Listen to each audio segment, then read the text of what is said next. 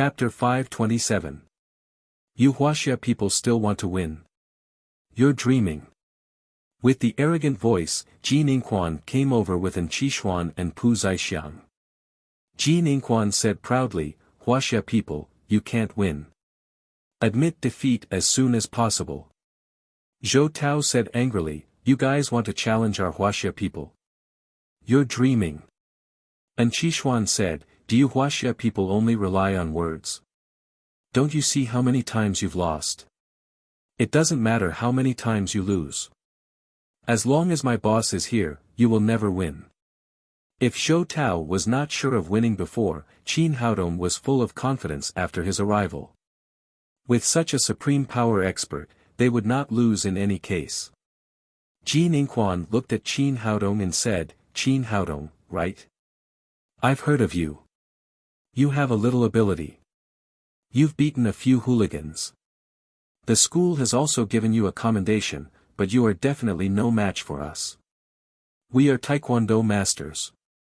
Those hooligans can't compare with us. You'd better not lose face as soon as possible. Qin Haodong smiled slightly and said, we haven't fought yet. How do you know? Ji Ningquan frowned and said, since you're not convinced, let's have a fight on the stage. Qin Haodong said, we can have a fight, but we can't fight like this for nothing. We have to make some bets. It's not necessary. We can't lose. Don't be so confident, okay? It's a normal fight. There will be winners and losers. No one will always win. Qin Haodong didn't want to play with these little guys. If they wanted to fight with him, there had to be a prize. Pu Zaixiang said, what do you want to bet? Since you Taekwondo people look down on our Wuxia martial arts, let's make a big bet. If you lose, you'll disband the Taekwondo club and clean the Wuxia martial arts community every day. If we lose, we'll disband the Wuxia martial arts club immediately and clean the Taekwondo club every day. This is not a bet. It's an insult. After listening to him, Piao Zaixiang's face immediately changed. They were masters of Taekwondo. How could they clean up? Qin Haodong smiled and said, in fact, it doesn't matter what the bet is. The key is whether you have the confidence to win. If you are sure that you can win, any bet has nothing to do with you. Didn't you just say that you won't lose? Why are you afraid now? Zhi Fubao then said, in fact, you don't have to be shy. It's normal to be afraid of losing. It's not shameful to lose to our boss. Everyone will understand you. After saying that, he, Tian Buguang, and the others immediately smirked. Ji Ningquan's expression immediately changed. How could he, who had always been proud and arrogant, stand this insult? Who said that we are afraid of losing? But can you be the leader of the martial arts club? Before Qin Haodong could speak, Zhou Tao said, of course he can. I'm the president of the martial arts club, and he's my boss. His words can represent our martial arts club. As he spoke, his eyes flashed with excitement. Who was Qin Haodong? He was a grand master of Wu Dao. They could only win this bet. He even felt that he was being bullied, but the feeling of being bullied was quite good. Well, I'll bet with you. As long as you can beat the three of us, we'll go to the Wuxia Martial Arts Club to clean up and disband the Taekwondo Club. The bet is set, but I'm not the one who will do it. Qin Haodong looked at Ji Ningquan and said, you are just a few small fish and shrimp. It's not worth my time. Ji Ningquan said in a cold voice, what do you mean? Are you kidding us? Kidding you? You're not monkeys. I'm not in the mood. Qin Haodong pointed to the injured martial arts club members next to him and said, there's an old saying in Wuxia, get up from where you fall. I'll casually instruct these students and let them compete with you. Hearing what he said, Zhou Tao, who was next to him, suddenly became nervous and said in a low voice, boss, will this work? These people had been defeated just now. Their skills were too inferior to the opponents, and now their morale was completely gone.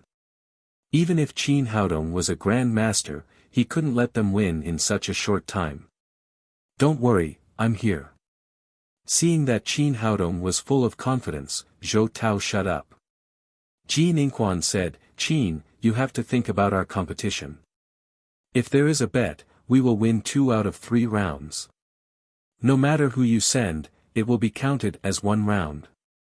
Of course, as long as the person we send loses, you will win 1 round. Qin Haodong turned around and looked at the 7 defeated students. Who would like to have a try? Just as Zhou Tao thought, these 7 people had lost their spirit after being defeated. How could they have the courage to fight again? Just now, they thought that the boss of their president just wanted to annoy these guys, but they didn't expect that he would do it for real. They couldn't help but lower their heads and didn't dare to look at Qin Haodong's eyes. Seeing this scene, Ji Ningquan couldn't help sneering on the stage. If Qin Haodong fought in person, he would treat him cautiously. If he sent these students who had just been defeated to fight, it was simply asking to be humiliated. You guys have just been beaten. Don't you want to take revenge? Qin Haodong waved to a student closest to him and said, It's you. I'll teach you a fist technique. Go up and fight with them again. I'm sure you can take revenge. Me? Seeing that he was chosen, the student was shocked and hurriedly said, Boss, I'm really no match for him. I can't even take 1 move from him. When he just got on the stage, he was kicked off the stage by Li Shanzhen before he could even use his moves. There was such a big gap between the 2 sides. If he fought again, he would lose. What's your name? Qin Haodong asked. Li Wanyong. That's a good name. You're the most suitable person to fight. Qin Haodong said, Don't worry. As long as I give you some advice, I'm sure he can't even take 1 move from you. Boss, are you kidding? If he hadn't seen Zhou Tao being respectful to this young man, Li Wanyong would have thought that he had met a swindler. What a joke. How could it be so easy to learn Kung Fu? Did he think it was the Buddha's palm? Zhou Tao raised his hand and slapped him on the back of the head, saying, How can you talk to my boss like that? Do what I tell you to do. Out of trust in Zhou Tao, Li Wanyong braced himself and said, Well, I'll learn. At this time, his idea was that it was no big deal. At most, he would be beaten down again. Qin Haodong nodded with satisfaction and said, Watch carefully. Just fight like this. After that, he slowly punched out. Seeing his fist technique, the onlookers were all dumbfounded.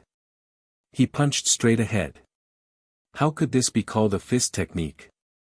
Even an ordinary child's fist technique was like this, wasn't it? Ji Ningquan and the others on the stage also saw all this clearly. They were so angry that their noses were almost crooked. He casually found a loser to fight on the stage and taught him such a simple fist technique.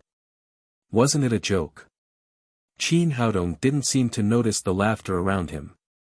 He raised his hand and patted Li Wanyong on the shoulder, saying, Remember, this fist technique is called Tyrant Fist. When you make a move, you must go forward without any hesitation. Hearing his words, Li Wanyong had the urge to cry. Brother, do you want to kill me? How can this fist technique be called Tyrant Fist? And go forward with indomitable will? Just tell me to rush up and be beaten by my opponent. But at this moment, a huge force suddenly filled his body, giving him an impulse to overturn the arena. What's going on? How did I suddenly become so powerful?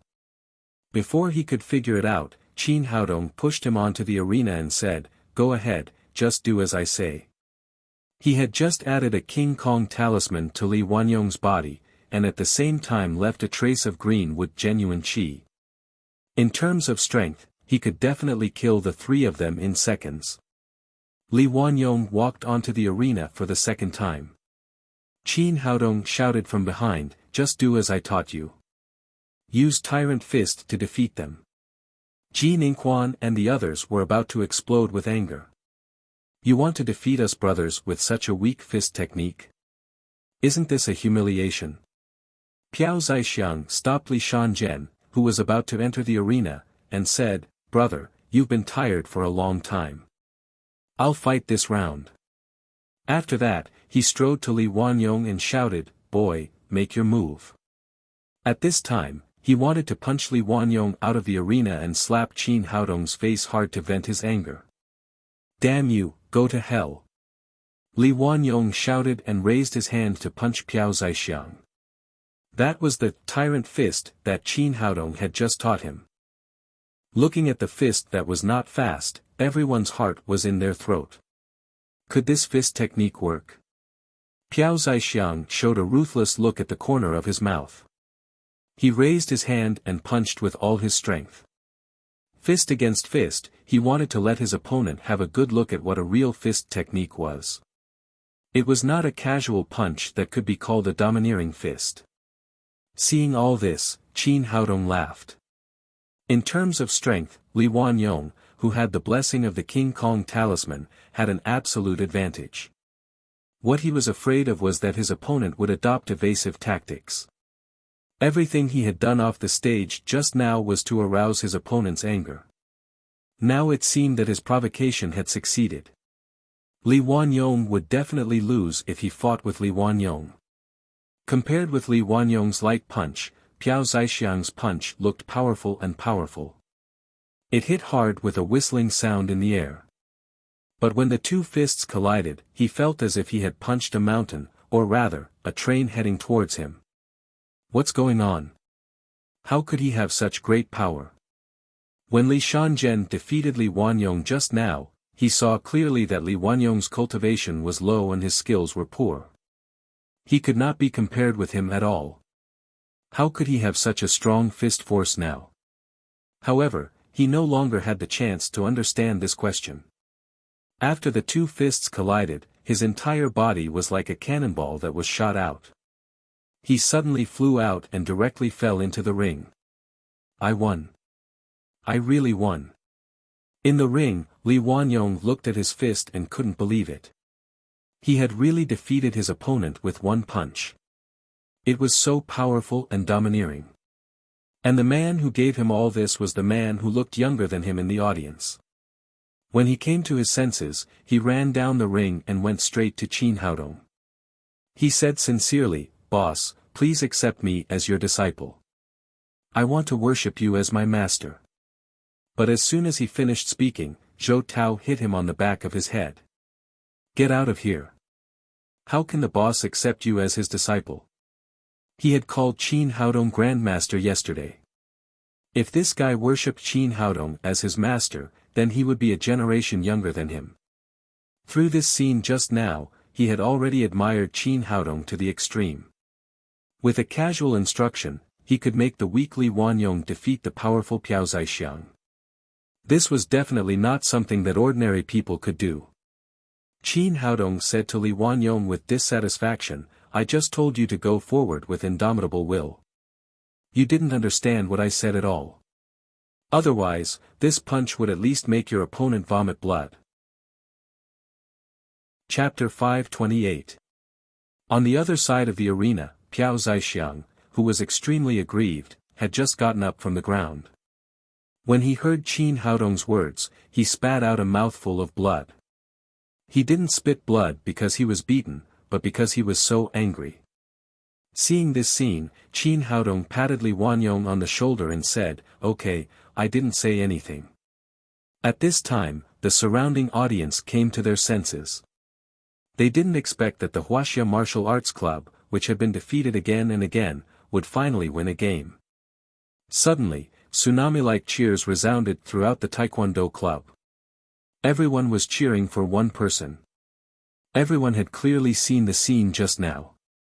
It was Qin Haodong's casual guidance that made Li Wanyong feel as if he had the help of God.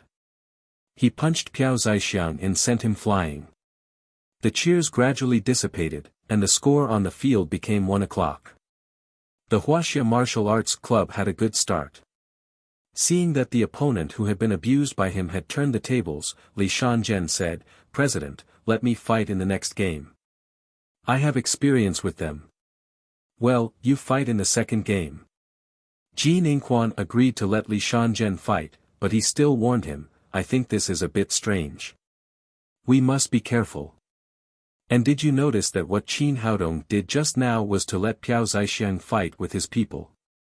In Huaxia, this is called goading. You must change your fighting style in this game. Focus on dodging and find an opportunity to kill with one blow. Don't fight recklessly. I see, President. After Li Shanzhen finished speaking, he walked to the arena confidently. He had just defeated 7 members of the Huaxia Martial Arts Club alone, so he believed that he could do the same next time. Since the other side had already sent someone to fight, Qin Haodong glanced at the members of the Martial Arts Club and asked, who will fight in this game? Does anyone want to take revenge? Boss, let me do it. A tall young man stood up. His name was Chao Yang, and he had big panda eyes. In the previous game, he was beaten down by Li Shanzhen with one punch, so he was full of anger. The reason why he dared to take the initiative to stand up was that Qin Haodong's guidance gave him confidence. Li Wanyong's strength was not as good as his. He defeated Piao Zaixiang with just one move. Therefore, in his opinion, the boss in front of him had the power to turn something rotten into something magical and would definitely help him take revenge. Not bad, your courage is commendable. Qin Haodong whispered a few words in Chao Yang's ear, and then patted him on the shoulder. Go up, you can do it. The onlookers were stunned again. Just now, they had at least taught him a punch, but now it was so simple that they didn't even need to do this. Could it really work? Li Shanzhen was an expert who had won 7 matches in a row. Chao Yang felt the blessing of the King Kong talisman and immediately walked into the ring confidently. He pointed at Li Shanzhen and shouted, shameless guy, come here. I'm going to teach you a lesson now. Li Shanzhen smiled coldly. Are you trying to goad me into action? No way, I won't fall for it.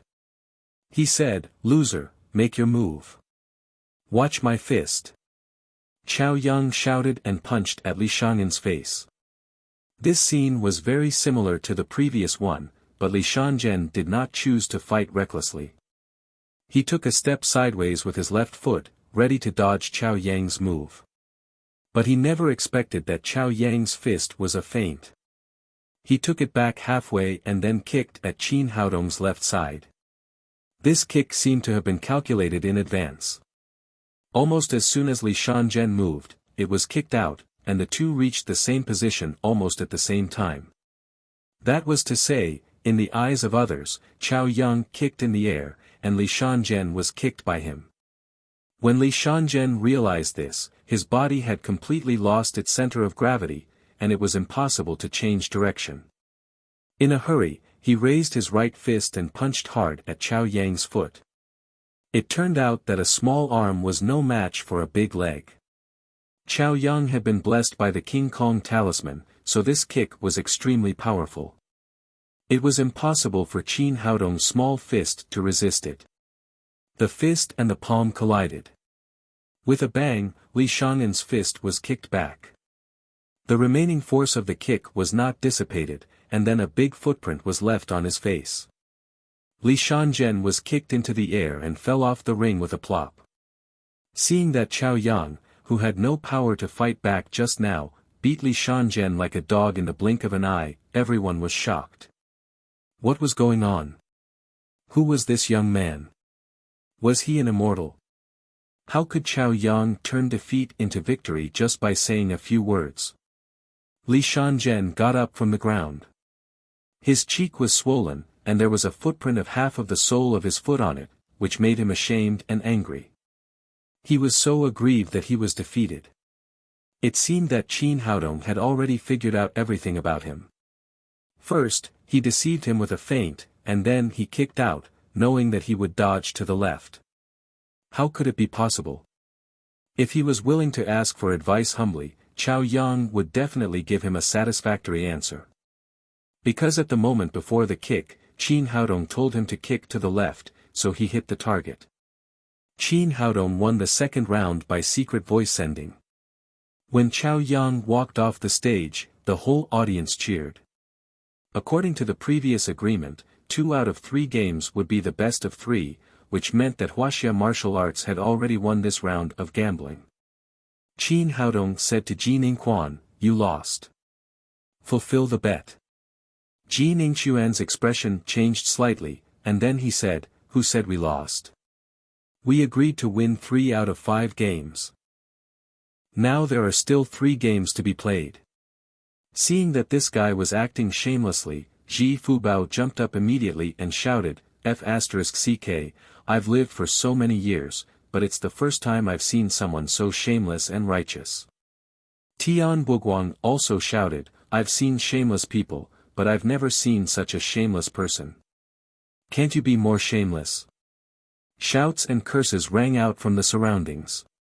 "Shameless guy, get out. You've already lost, you just said 2 out of 3 games, not 3 out of 5, you untrustworthy guy, get out of the medical college, get out of Wuxia." Qin Haodong had long heard that the people of Koryo were shameless, but he didn't expect them to be shameless to this extent. No wonder Ji Ningquan, as the president, didn't appear in the second round. It turned out that this guy had already been prepared to deny it. A sneer appeared at the corner of his mouth. "Since you want to fight, I'll fight with you." Ji Ningquan didn't seem to feel anything about all this. He walked up to the arena and said to Qin Haodong, "If you have the ability, come up and fight with me." Qin Haodong shook his head and said, "You don't deserve to be my opponent." He turned around and said to the students of the martial arts club, "Who will fight this round?" I'll do it, it's my turn now." "Why should it be you?" "It should be me, give it to me. I lost the most in the last round, you're not as miserable as me. You were just kicked in the butt, but I vomited blood. I'm the one who is miserable, so give me the chance. What's the point of vomiting blood? You just lost a tooth, but I have internal injuries." A scene that made people not know whether to laugh or cry appeared. The students, who had completely lost their courage before, were all filled with righteous indignation at this time. They all wanted to go up and fight with Ji Ningquan. Although they knew very well that the person in front of them was the president of the Taekwondo club, what could they do? As long as their boss gave them a few pointers, they could beat anyone in one move. It was because of this idea that they were fighting with each other.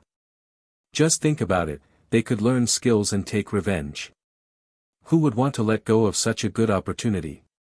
On the stage, Ji Ningquan's face turned green. What's going on? Could it be that I'm an idiot, and anyone can beat me just like that?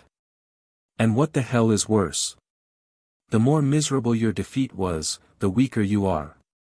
You've been beaten like this, but you still want to rush to the stage. Don't you take me seriously? At the same time, he also felt great pressure. When these people rushed to the stage, it also showed that Qin Haodong's direction was terrible. He secretly gritted his teeth. He couldn't lose this game again. If he lost again, he would really have to go to the martial arts community to clean up. Just as he was thinking about it, Qin Haodong had already chosen an opponent for him. It was a guy who had been beaten black and blue.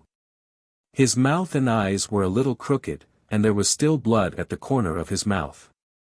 As the opponent walked onto the stage, Ji Ningquan on the stage, and Qishuan, Piao Zaixiang, and Li Shanzhen were all stunned. In their impression, no one in the martial arts club had been injured so badly. Where did this injury come from? Could it be that in order to compete, he beat himself up like this? It must be like this. Ji Ningquan instantly confirmed his idea. This guy deliberately beat himself up like this in order to compete with me. Otherwise, it would be impossible to explain his injuries. At this time, the most miserable opponent said to him, "I'm Baikan. Please enlighten me." Baikan? More miserable? Ji Ningquan really wanted to ask, who gave you such a wicked name? Come on, boy. I'll make you more miserable. Ji Ningquan said as he put on the starting gesture of Taekwondo, and then punched Baikan in the face. After learning from the experience of the previous two failures, he wanted to try to take the initiative to attack and see how the other party would deal with it. He deserved to be the president of the Taekwondo club. His attack was fast and ruthless. In the blink of an eye, his fist had already arrived in front of Baikan. To everyone's surprise, Baikan didn't block it. Then he also punched Jin Inquan in the face. What the f***ck, how can you do this? Jin Inquan didn't expect that the other party would use this kind of fighting method to hurt both sides. If he didn't take back his fist, even if he hit Baikan, he would also be hit. With the powerful strength that Li Wanyong and Chao Yang had just shown, he was afraid that he would be more seriously injured. Seeing Baikan's resolute eyes, Jin Inquan was afraid and quickly withdrew his fist. No wonder Qin Haodong chose Baikan. This guy was really ruthless. He could even be so cruel to himself. What else couldn't he do? He retreated, but Baikan didn't stop at all. He continued to punch him in the face. It was still a fighting method that would hurt both sides. Jin Inquan dodged and continued to fight. He didn't care about Jin Ingquan's counterattack. He still fought. In this way, Jin Ingquan's cultivation was at the 9th level of overt power, but he was suppressed by Baikan. He kept dodging on the arena and couldn't complete a decent attack at all. He didn't expect that Qin Haodong would design such an offensive tactic for Baikan. Although it was very rogue, it was very practical. Compared with Baikan's strength, if he didn't want to be hit by the other party's fighting method, it was really difficult for him to launch an effective attack. After fighting for more than a dozen rounds, Jin Inquan was still retreating. There was a lot of ridicule and noise under the stage. What a disgraceful guy. If you can't do it, come down. Don't walk around the stage and embarrass yourself, you don't even have the courage to fight. Why are you still fighting? When I saw the beginning, I had already guessed the result. This guy is too bad. Damn it, it's too depressing. I'll fight with you. What can you do? Jin Inquan finally couldn't bear the grievance in his heart. He stopped dodging and suddenly gave a powerful side kick to Baikan's chest. Chapter 529. In the face of Kim Yanquan's kick, Baikan kicked him in the chest with the same routine and the same method. However, this time, Jin Inquan did not choose to dodge. Instead, he increased the strength of his foot and kicked Baikan hard in the chest. At the same time, he was also kicked in the chest. Bang, bang, two dull sounds sounded almost at the same time. Baikan only took 2 or 3 steps back. With the help of the King Kong talisman, his body was as hard as iron, and his ability to resist attacks was naturally much stronger. Jin Inquan felt that he had kicked an iron plate, and then his whole body flew out like a cannonball. He hit the guardrail of the boxing ring with a bang and bounced back and fell to the ground. Before he could get up from the ground, Baikan had already come to him. He rode on him like a gangster fighting, and his fists fell like raindrops. Bang, bang, bang. The sound of fists hitting flesh resounded throughout the hall. Who asked you to kick me? Who asked you to come to Wuxia to show off? Who asked you to snatch everything? Baikan muttered to himself as he played to his heart's content. Jin Inquan originally wanted to resist with all his strength, but when his moves fell on Baikan's body, it was as if he had hit an iron plate. It was of no use at all. He wanted to take back his hands to protect his head, but under Baikan's heavy punches, how could he protect it?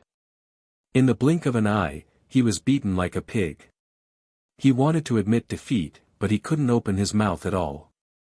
At this time, the thing that Jin Inquan regretted most was that he didn't prepare a referee before the game. Now he couldn't admit defeat even if he wanted to. He could only let Baikan fight to his heart's content. Not long after, he felt dizzy from the beating, and he felt like he was about to die. At this moment, an angel-like voice sounded in his ear.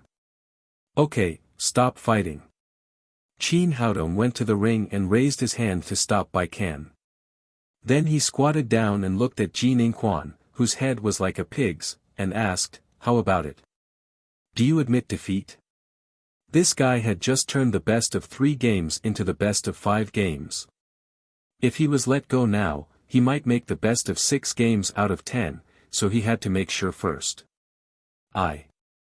Thinking that if he admitted defeat, he would have to clean up the Wuxia Martial Arts Club in the future and disband the Taekwondo Club that he had painstakingly run, Ji Ningquan didn't say it in the end.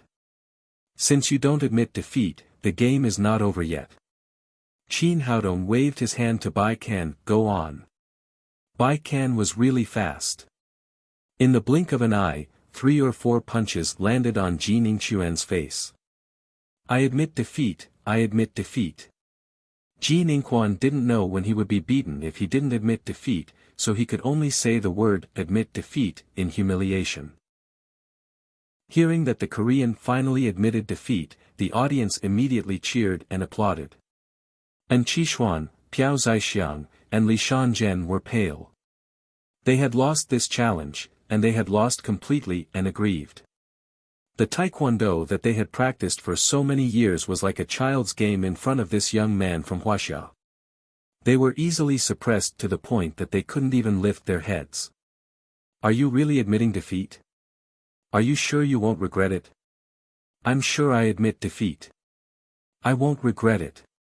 When I go back, I will disband the Taekwondo Club and go to the Wuxia Martial Arts Club tomorrow to clean up." Ji Ningquan glanced at Bai Kan, who was still riding on him. This guy's eyes were shining with excitement, as if he was waiting for him to regret it. "Good attitude. Since you are sure to admit defeat, I announce the end of the game." After Qin Haodong finished speaking, he waved his hand and let Bai Kan stand up from Ji Ningquan. Ji Ningquan stood up in embarrassment and felt that all the bones in his body were about to break. He turned his head and was about to walk down the ring, but he heard Qin Haodong say, "Wait a minute, I still have something to ask you." He was so scared that he trembled all over and asked nervously, "What else?" Qin Haodong said, "Why did you choose the 4 female students of our Chinese medicine class this time? There are 2 other campus belles in our school. Why didn't you choose them?" This question was asked by Li Jumei, and at the same time, it was also a question in many people's hearts. The scene immediately quieted down, and everyone was waiting for Ji Ningquan's answer. Seeing this question, Ji Ningquan breathed a sigh of relief and said, "Because in the eyes of our people, Feng Wu, who ranks first, is too boring, and the second campus belles are not to our taste. The 4 female students in your class are more beautiful." After he said this, Nailan Wushuang, Li Meiyu and the others immediately smiled. Although they hated Koreans and didn't take Ji Ningquan seriously, they still liked to praise him. This proved in a disguised way that the list of campus belles was not authoritative, and their beauty was not inferior to that of the first 2 campus belles. Some were happy and some were sad. Some were happy and some were angry. As soon as Ji Ningquan finished speaking, he saw a slim figure rushing to the ring and kicking him to the ground. Then she took off the high-heeled shoes on her feet and hit him like raindrops, regardless of where his head and butt were. "You said that I'm not beautiful, and you said that I don't have a taste. I'll beat you blind guys to death." It was Li Jumei, who was standing under the stage waiting for the answer. Obviously, she was extremely dissatisfied with Ji Ningquan's answer. She was not very happy when she was ranked second among the campus belles. Who knew that these guys dared to belittle her appearance? It turned out that the lethality of the high-heeled shoes was no less than that of Bai Kan's fist. Soon, Ji Ningquan rolled all over the ground and screamed. Poor Ji Ningquan. Until now, he still didn't understand where this unexpected disaster came from. Fortunately, at this time, An Qishuan rushed to the ring and saved him. "Blind guys, don't let me see you in the future, or I'll beat you every time I see you." After that, Li Jumei put on the high-heeled shoes. When she turned her head, the angry expression on her face immediately changed 360 degrees. She said to Qin Haodong in a sweet voice, "Handsome boy, I didn't misjudge you. You do have some skills. Thank you for asking this question for me. These bastards have no taste, but I still want to thank you. Well, I'll give you a chance to go on a date. After school tomorrow, let's meet at the top of Gentleman Mountain. Feeling the murderous eyes of the girls under the stage, Qin Haodong quickly said, Sister, forget it. I'm very busy. Handsome boy, are you refusing me? Li Jiumei said as she swayed her sexy body to Qin Haodong. First, she straightened her towering chest, and then licked her delicate red lips. Handsome boy, do you know how many men in our school want to go on a date with me? This opportunity is very rare. If you can satisfy me, I may go to bed with you. Qin Haodong was embarrassed. He was flirted with by this sexy woman in public. For a moment, he didn't know what to say. Handsome boy, I'll tell you a secret. I never use my teeth to eat bananas. Li Jiumei hugged Qin Haodong's shoulder and breathed into his ear. That's a deal. Let's meet at 5:00 tomorrow afternoon. After that, she giggled and turned to jump out of the ring. Vixen, you shameless vixen. Under the ring, Li Meiyu gritted her teeth angrily. Qi Wan, comforted her, Meiyu, don't be angry. Haodong won't go. Li Meiyu said angrily, how do you know? I think his soul has already been taken away by this seductress. Qin Haodong just walked out of the ring and said with a smile, no, I'm still here. Li Meiyu said, I'm telling you, you can't go tomorrow night, or I'll, after thinking for a long time, she really couldn't think of anything that could threaten Qin Haodong.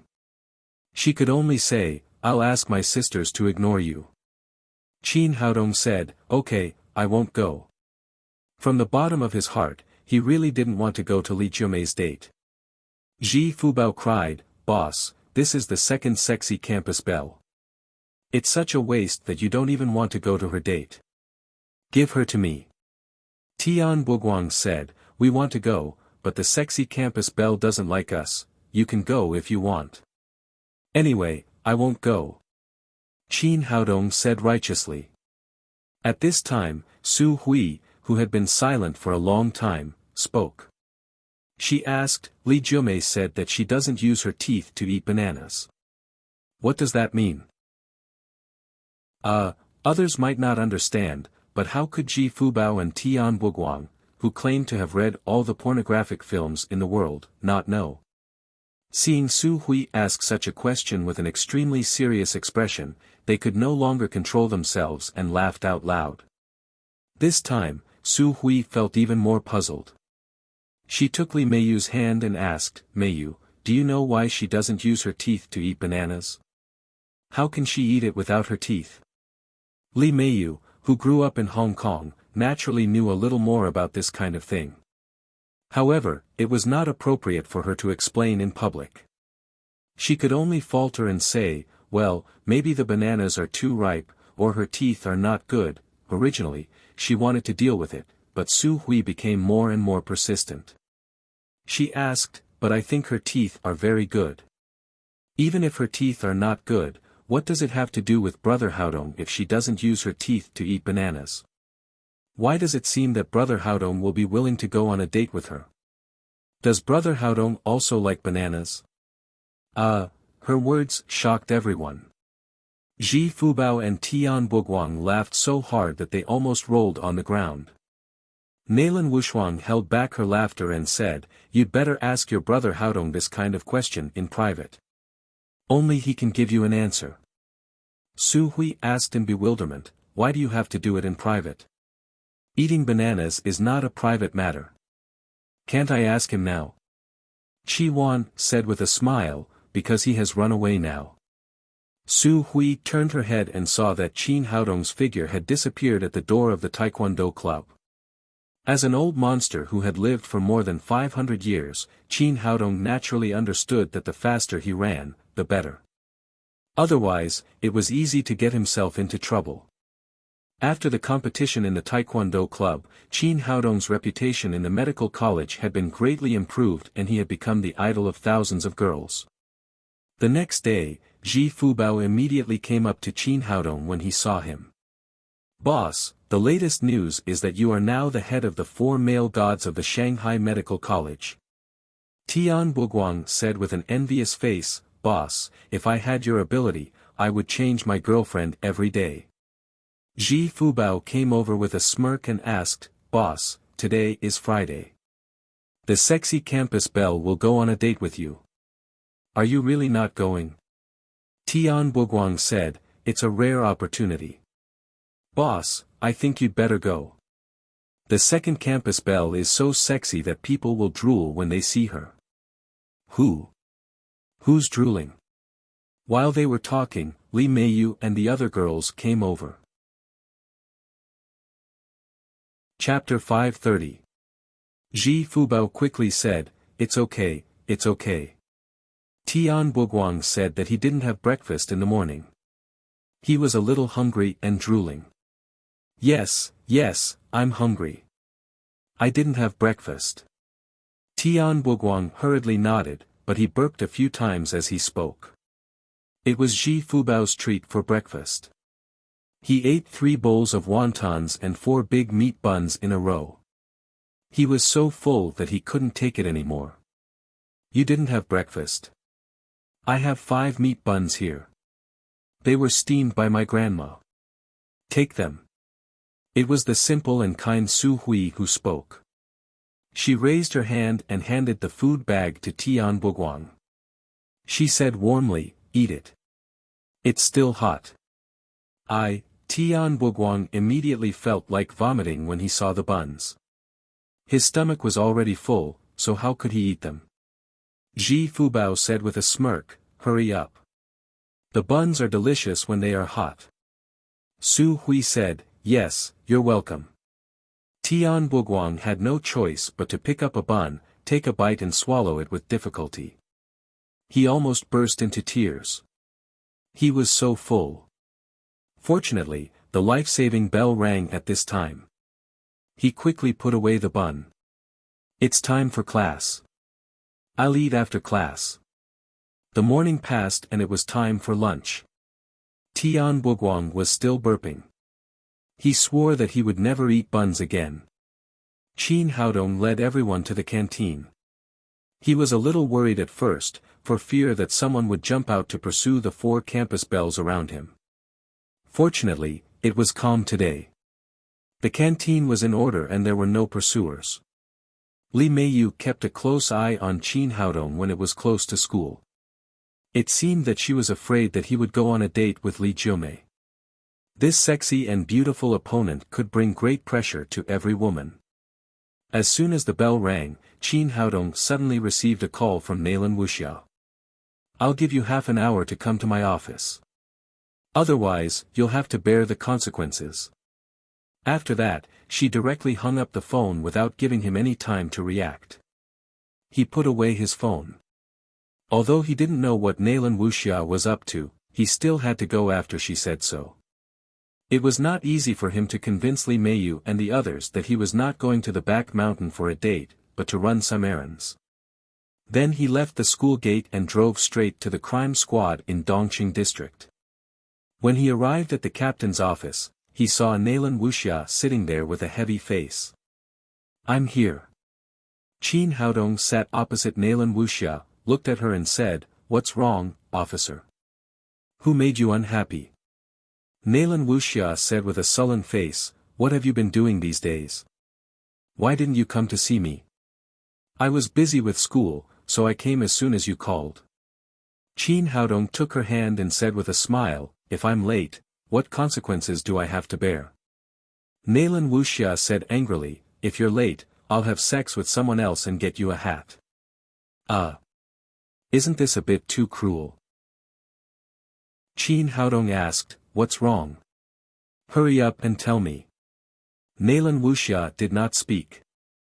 She took him directly to the window, looked at her watch, pointed to the door of the crime squad and said, there's 1 minute left. You'll see it soon. Qin Haodong was curious, but Nalan Wuxia did not say anything, so he could only wait patiently. Just a minute later, a young man with flowers in his hand appeared in front of the crime squad. He somewhat understood and said to Nalan Wuxia, is he pursuing you? Nalan Wuxia sighed and said, his name is Chu Huayu, the young master of the Chu family in Shanghai. He has been here for 3 days in a row. Every day when I get off work at 5 o'clock, he waits for me here on time. He sends me flowers and invites me to dinner. It's really annoying. You must get rid of him for me today. Oh. Qin Haodong's heart was filled with an inexplicable anger. It was really troublesome to have so many girlfriends, especially the most beautiful ones. These pursuers really annoyed him. He had been dealing with this kind of thing for the past few days. Don't worry, I'll teach this guy a lesson later. He had completely lost his patience and decided to teach this young master of the Chu family a lesson later. Let's go out together. Nalan Wuxia took Qin Haodong's arm and walked out of the door together. She had repeatedly explained to Chu Huayu that she had a boyfriend in the past few days, but he did not listen no matter what. She had no choice but to call Qin Haodong over. Chu Huayu was wearing a famous brand suit and a famous watch. He was holding a bouquet of red roses, looking elegant and elegant. Seeing Nalan Wuxia coming out, he immediately greeted her, but his expression suddenly changed when he saw Qin Haodong next to her. However, it was only for a short moment. Soon, he recovered his elegant smile, handed the roses over and said, Wuxia, these are for you. Seeing that this guy completely ignored him, Qin Haodong did not hesitate to grab the roses and throw them into the trash can next to him. He did not hesitate at all. Chu Huayu said angrily, what are you doing? Nalan Wuxia said, Chu Huayu, how many times have I told you that I have a boyfriend? This is my boyfriend, Qin Haodong. I hope you won't harass me in the future. Chu Huayu immediately changed to a sincere expression and said, Wuxia, please don't reject me so cruelly, okay? I dare say that no one in this world loves you more than I do. Believe me, I will give you happiness. I have already made things clear to you. I will not accept you, and I don't want to see you again in the future. After Nalan Wuxia finished speaking, she continued to walk forward with Qin Haodong. Chu Huayu shouted behind them, Wuxia, I really like you. As long as you are not married, I will pursue you. I will never give up. Nalan Wuxia ignored him and went straight to the parking lot with Qin Haodong. After getting in the car, Qin Haodong said, something's wrong. Nalan Wuxia asked in surprise, what's wrong? This guy is the young master of an aristocratic family. I threw away his flowers and was so intimate with you. Shouldn't he be furious and shout for the bodyguards to break my legs? Why isn't this guy angry at all? He had been waiting for Chu Huayu to make a move. As long as this guy dared to take the initiative to provoke him, he would immediately beat him like a dog. Now that Chu Huayu was being polite, it made it difficult for him to make a move. I don't care so much. Anyway, as long as the trouble is not resolved, you have to pick me up from work every day. Nalan Wuxia said, let's go eat first. There is a new northeastern restaurant not far away. The food is very good. Let's go there today. Qin Haodong started the car and drove forward. Seeing that they had left, Chu Huayu's face immediately became gloomy. He waved behind him and 5 bodyguards immediately ran over. Young master, what do you need us to do? Are you going to break his arm or his leg? The head bodyguard took the initiative to ask. As Chu Huayu's personal bodyguard, he was already familiar with this situation. Seeing that Nalan Wuxia had left with Qin Haodong, he knew that his insidious master would never give up. He would definitely teach that gigolo a lesson. Chu Huayu said, you can't do that this time.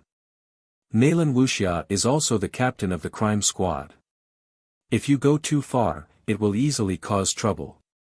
The head bodyguard said, young master, are we just going to let it go? Let it go? Of course not. No one can take away the woman that I, Chu Huayu, have taken a fancy to. A sinister smile appeared on Chu Huayu's handsome face and he said, go to a sex toy store now, buy these things, and then, the head bodyguard nodded repeatedly and said, "Got it, young master. Don't worry, I will do a good job this time. I guarantee that the guy will never be able to lift his head again." After that, he left with the 4 bodyguards behind him. Chu Huaiyu looked in the direction where Qin Haodong and the others had disappeared and said with a sinister expression, "Boy, how dare you steal my woman? You are still far from me." As night fell, Qin Haodong and Nalan Wuxia walked out of the door of the restaurant. Soon, he felt that someone was following him, and he couldn't help but smile. This guy's fox tail was finally revealed. If he kept pretending to be a gentleman, it would be really difficult for him to deal with it. It would be much easier this way.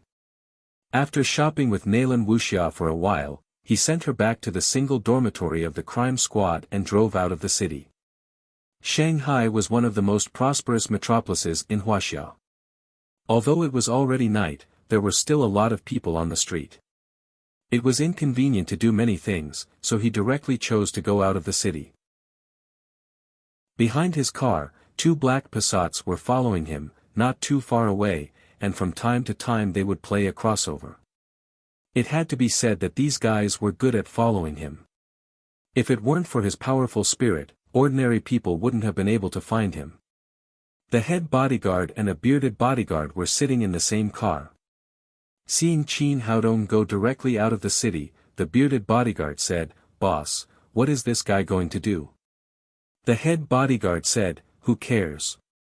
It will be convenient for us to take action when there are fewer people out of the city." Soon, Qin Haodong drove out of the urban area of Shanghai and came to a remote field. The bearded bodyguard asked doubtfully, "Boss, what is this guy going to do? He couldn't have discovered us, could he?" The head bodyguard said indifferently, "It doesn't matter if he finds us or not. This guy can't run away even if he wants to. There is no one around here, so it's convenient for us to take action."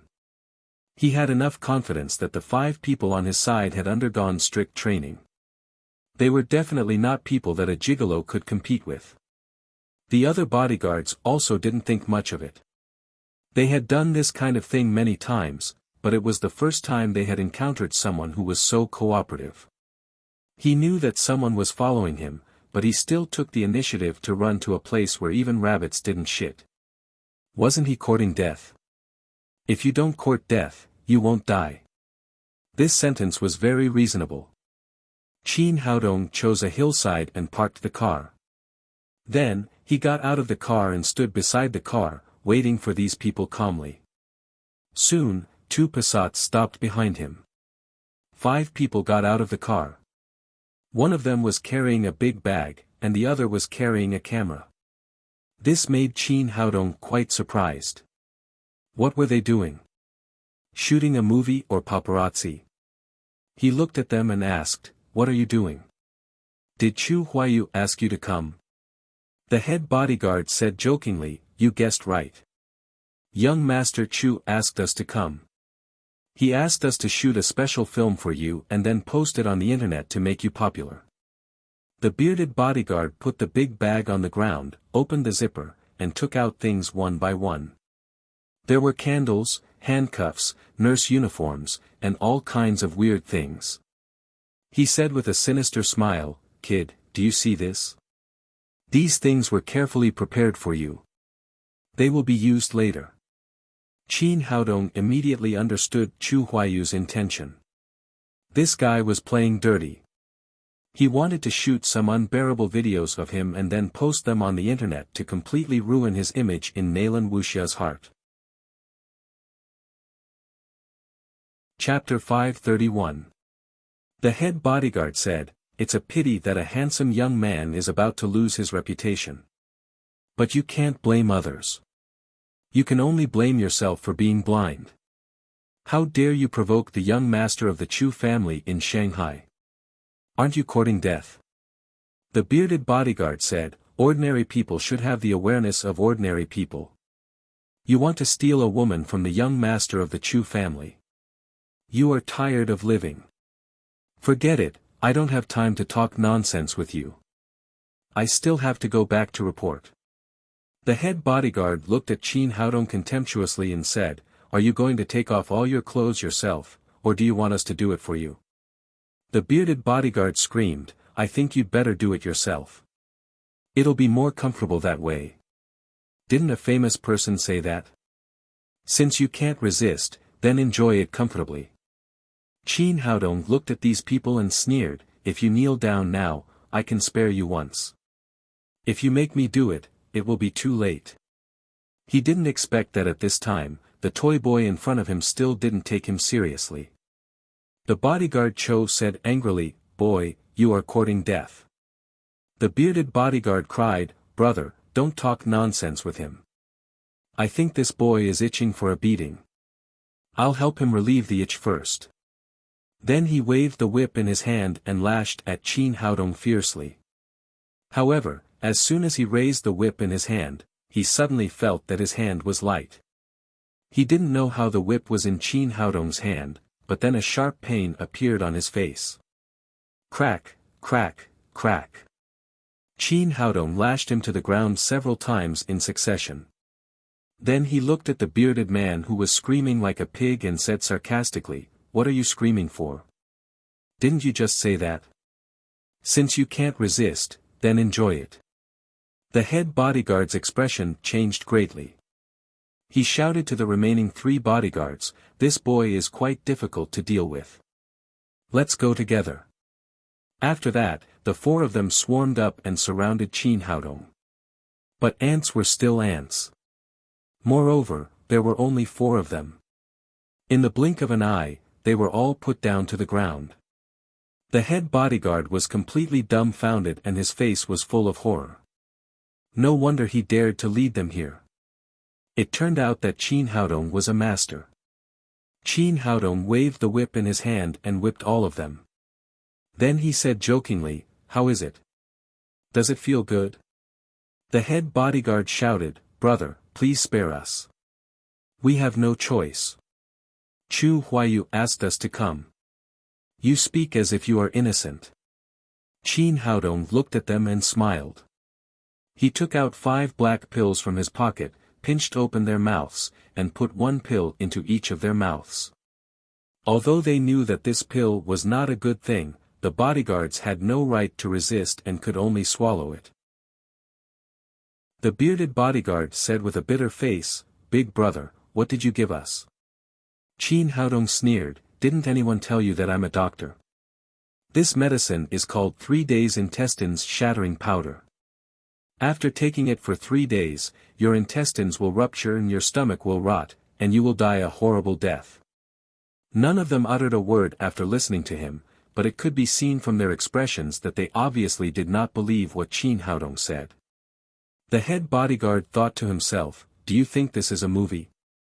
3 days intestines shattering powder. Why don't you say it's half a step with a smile?"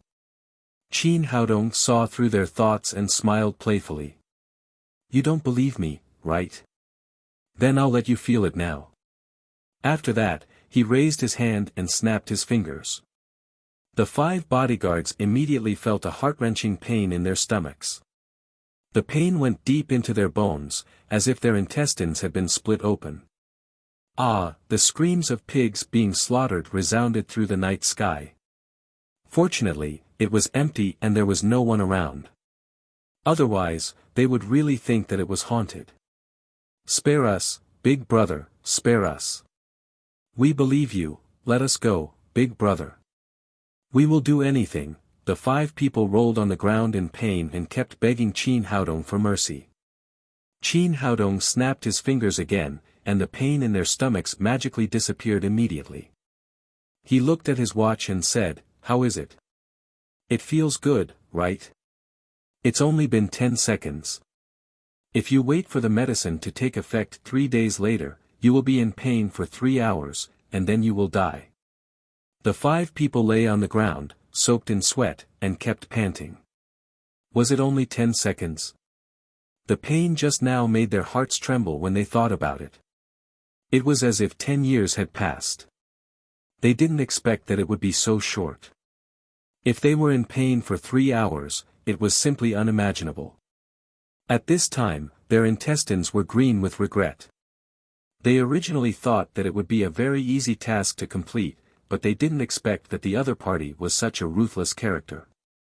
"Big brother, tell us, what do you want us to do?"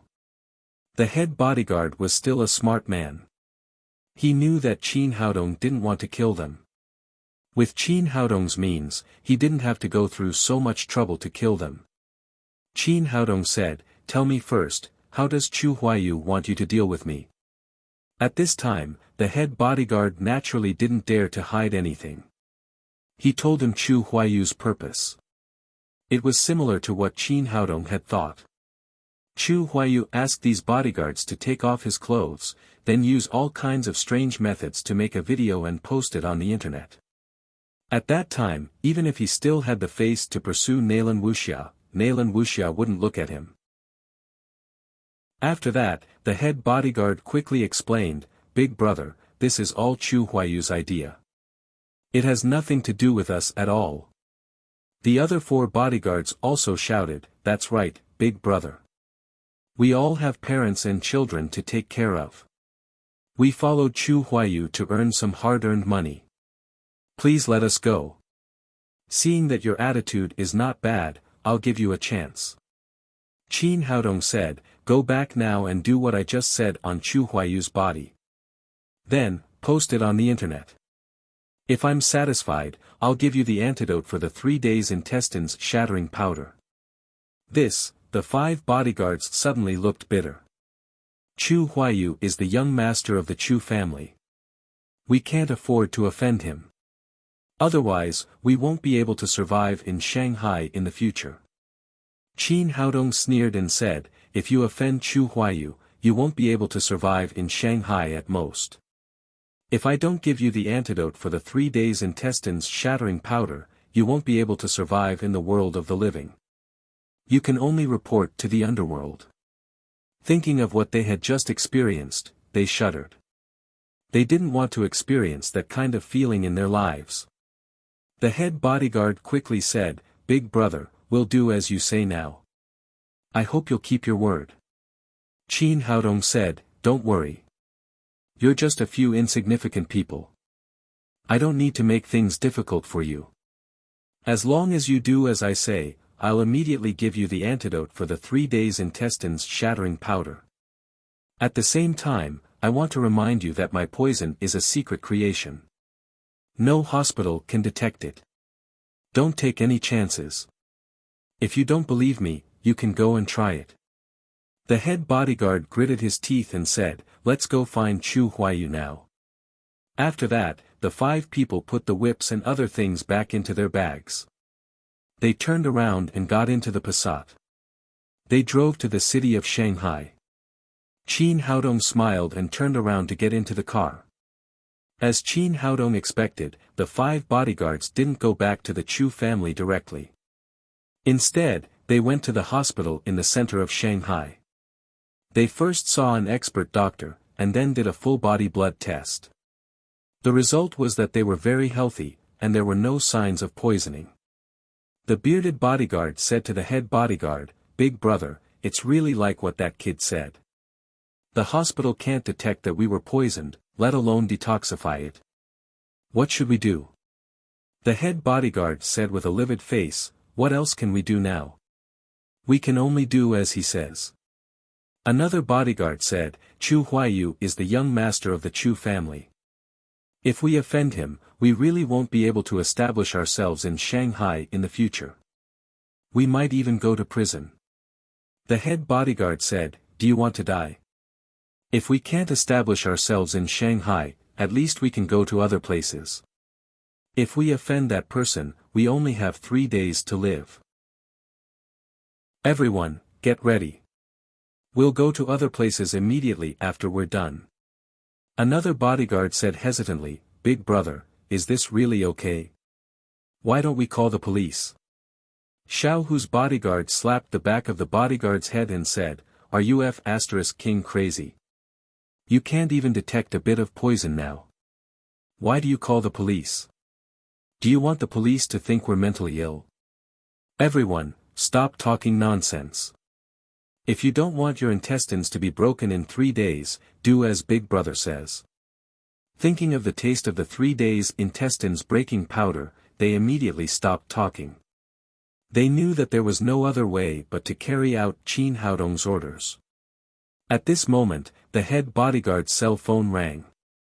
It was Chu Huayu. "You guys, how's it going?" The head bodyguard said, "Young master, we've done it. We're on our way back now." Chu Huayu said with a smile, "Hurry up. I can't wait.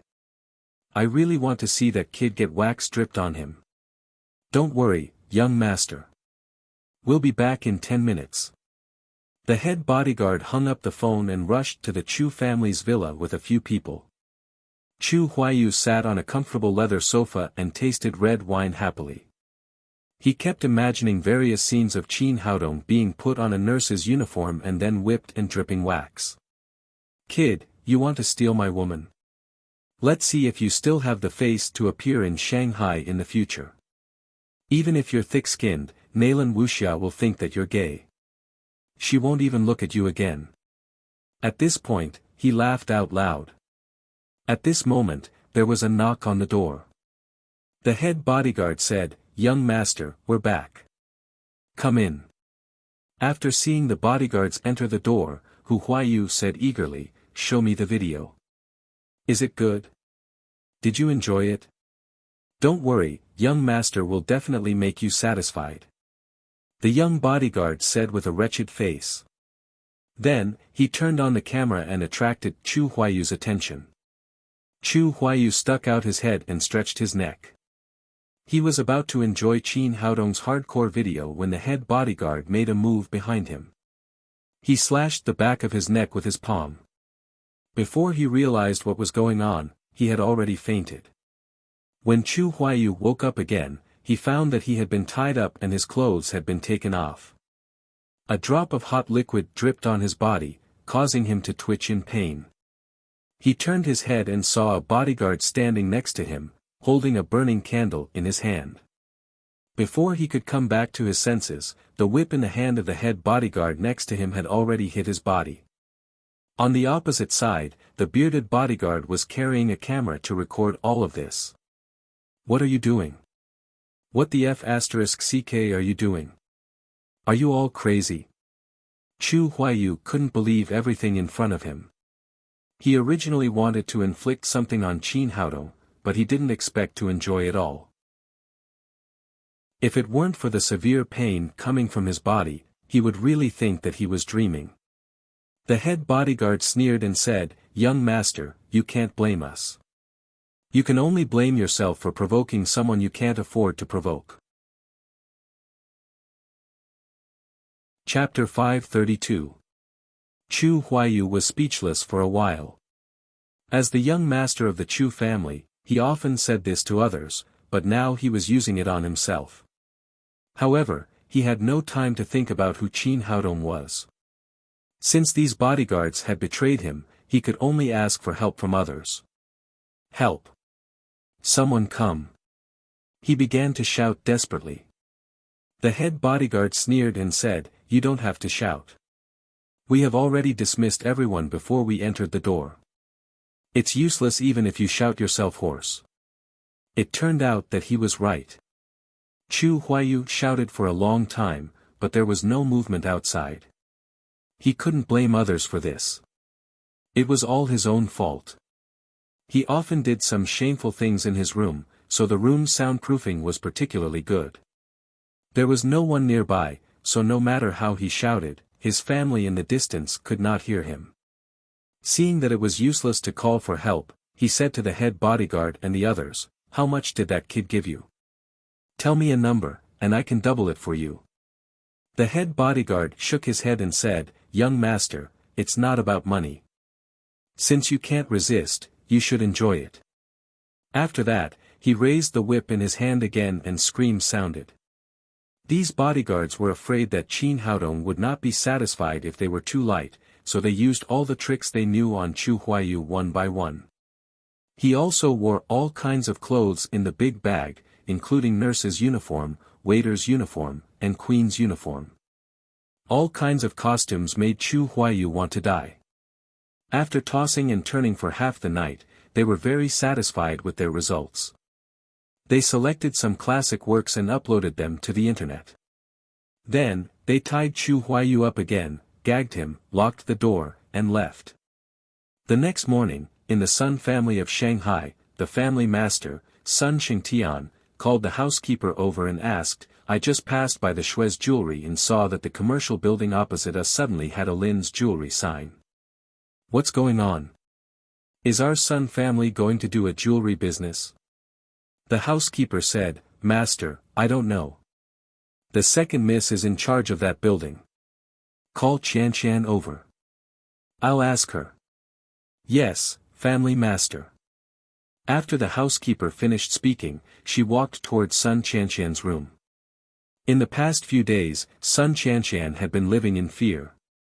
She had lost the building and could not get it back. She did not dare to tell her family, for fear that her grandfather would find out one day. "That damn Qin Haodong. I really don't know where he came from. I've tried all kinds of methods, but none of them works on him. How can I get my building back?" She was sitting in the room thinking about this problem when the housekeeper pushed the door open and walked in. "Second miss, the patriarch wants to see you." Sun Qianshan's heart tightened. She pretended to be calm and said, "Grandpa, why did you call me?" The housekeeper said, "It should have something to do with the building in your hand. The master just passed by and saw the sign of Lin's jewelry. He wants to ask you what's going on." Upon hearing this, Sun Qianshan was completely dumbfounded. She had thought that she could hide it for a while. She did not expect Qin Haodong to act so quickly. He had already started to use the building. However, she didn't dare to disobey the old master. She could only bite the bullet and follow the housekeeper to Sun Xingtian anxiously. "Grandpa, you called me?" Sun Xingtian glanced at her and asked, "What's going on with the building in your hand? Isn't it supposed to be a clubhouse according to the plan? Why did it change to a jewelry company? Even if it's a jewelry business, it should be called Sun's Jewelry. Why is it called Lin's Jewelry?" "Grandpa. Actually. Sun Qianshan stammered for a long time but did not say anything. As the head of the Sun family, Sun Xingtian was naturally a shrewd person. He immediately saw that something was wrong and asked with a cold face, "What's going on? Tell me the truth." "Grandpa, it's all that Qin kid's fault." Sun Qianshan knelt down in front of Sun Xingtian and told him about Qin Haodong snatching the building. Of course, she hid all her faults and described Qin Haodong as an overbearing villain who had forcibly snatched the building from her hands. Sun Xingtian was furious after hearing this. He had never thought that someone in Shanghai would dare to snatch the Sun family's property. "Who the hell is that kid? How dare he attack our Sun family?" Sun Qianshan said while trembling, He is Zhou Xinju's boyfriend, and he is also a martial arts master." She directly pulled the Zhou family in so that she could cover up some of her incompetence and mistakes. "Zhou Xinju's boyfriend?" Sun Xingtian said coldly, "No one can provoke our Sun family, not even the Zhou family." He said to the housekeeper next to him, "Go and get Mr. Zhang and Mr. Li." Soon, the housekeeper brought over two middle-aged men in their 50s. They were the Sun family's Mr. Zhang and were both masters of the 5th level of covert power. After entering the door, they saluted Sun Xingtian and said, "Master, why did you call us here?" "Mr. Li, you've worked hard. Go and catch that Qin kid. If he dares to resist, cripple him." "Yes, master." Mr. Li agreed. He asked Sun Qianshan for Qin Haodong's address and relevant information, then turned around and left. Sun Xingtian said again, "Mr. Zhang, go with Qianshan now. Bring enough people and tear down Lin's jewelry." "Yes, master." Mr. Zhang immediately agreed. As the Sun family's Mr. Zhang, he didn't care who the other party was. He just had to follow Sun Qingtian's orders. Seeing that her grandfather had finally taken action against Qin Haodong, Sun Shanshan was overjoyed. She could finally vent the anger that had been suppressed in her heart for so many days. She hurriedly left the Sun family with Mr. Zhang and rushed to Lin's jewelry. After Qin Haodong got up, he made breakfast for the beauties at home as usual. After breakfast, he took out his mobile phone and saw the headlines on the hot search. His eyes immediately lit up. The title of the news was, "Is the young master of the Chu family straight or gay?" Below the title were various photos of Chu Huayu. There were photos of him in a nurse's uniform, being whipped, being dripped with wax, and all kinds of hardcore stuff. It made people's scalps tingle. Not bad. These guys are quite efficient. Qin Haodong was very satisfied with the efficiency of the 5 bodyguards. He called Nalan Wuxia. It was the weekend. After thinking for a long time, Nalan Wuxia's lazy voice came from the other side. It seemed that she hadn't gotten up yet. "Haodong, why are you calling me so early in the morning?" Qin Haodong said, "I have good news for you. From today on, Chu Huayu will never trouble you again." Hearing this news, Nalan Wuxia immediately sobered up and said, "You didn't kill him, did you? Murder is against the law." Qin Haodong said with a smile, "I didn't kill him, but destroyed his reputation. You will know when you look at today's hot search headlines. Don't hang up yet. Let me take a look." Nalan Wuxia said as she turned on the laptop next to her. When she saw the hardcore photos of Chu Huayu, she immediately cried out in surprise, "You did this? Aren't you a bit too ruthless?" Qin Haodong said, "I did it, and I didn't do it." As he said this, he told her about how Chu Huayu had hired bodyguards to plot against him last night. Finally, he said, "I was just giving him a taste of his own medicine. I didn't expect these bodyguards to do such a good job. They took photos like this and even made it to the headlines." After hearing this, Nalan Wuxia laughed, "Chu Huayu is really ignorant. He dared to provoke you, a devil. However, he can't blame others. It's his own fault for coming up with such a bad idea. He was caught in a trap of his own making." Qin Haodong said, "This is a good thing once and for all. It saves a lot of trouble. I guess that from now on, the young master of the Chu family will be too embarrassed to go out, let alone harass you." The two chatted for a while and hung up the phone.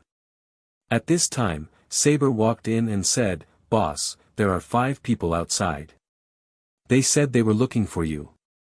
Qin Haodong knew that the bodyguards had come to ask for the antidote.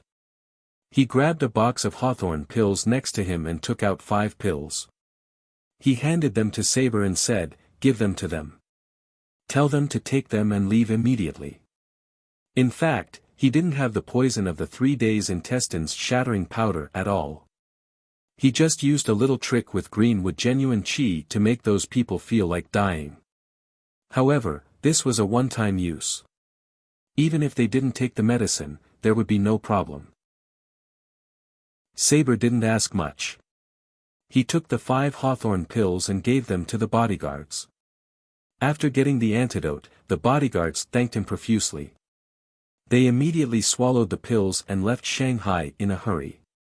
As soon as they left, another middle-aged man in his 40s or 50s came over. It was Mr. Li of the Sun family.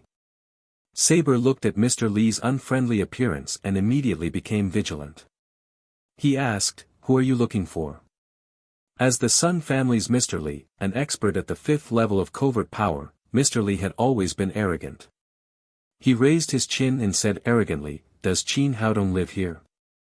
Tell him to tie himself up and come out to see me, so that he won't suffer."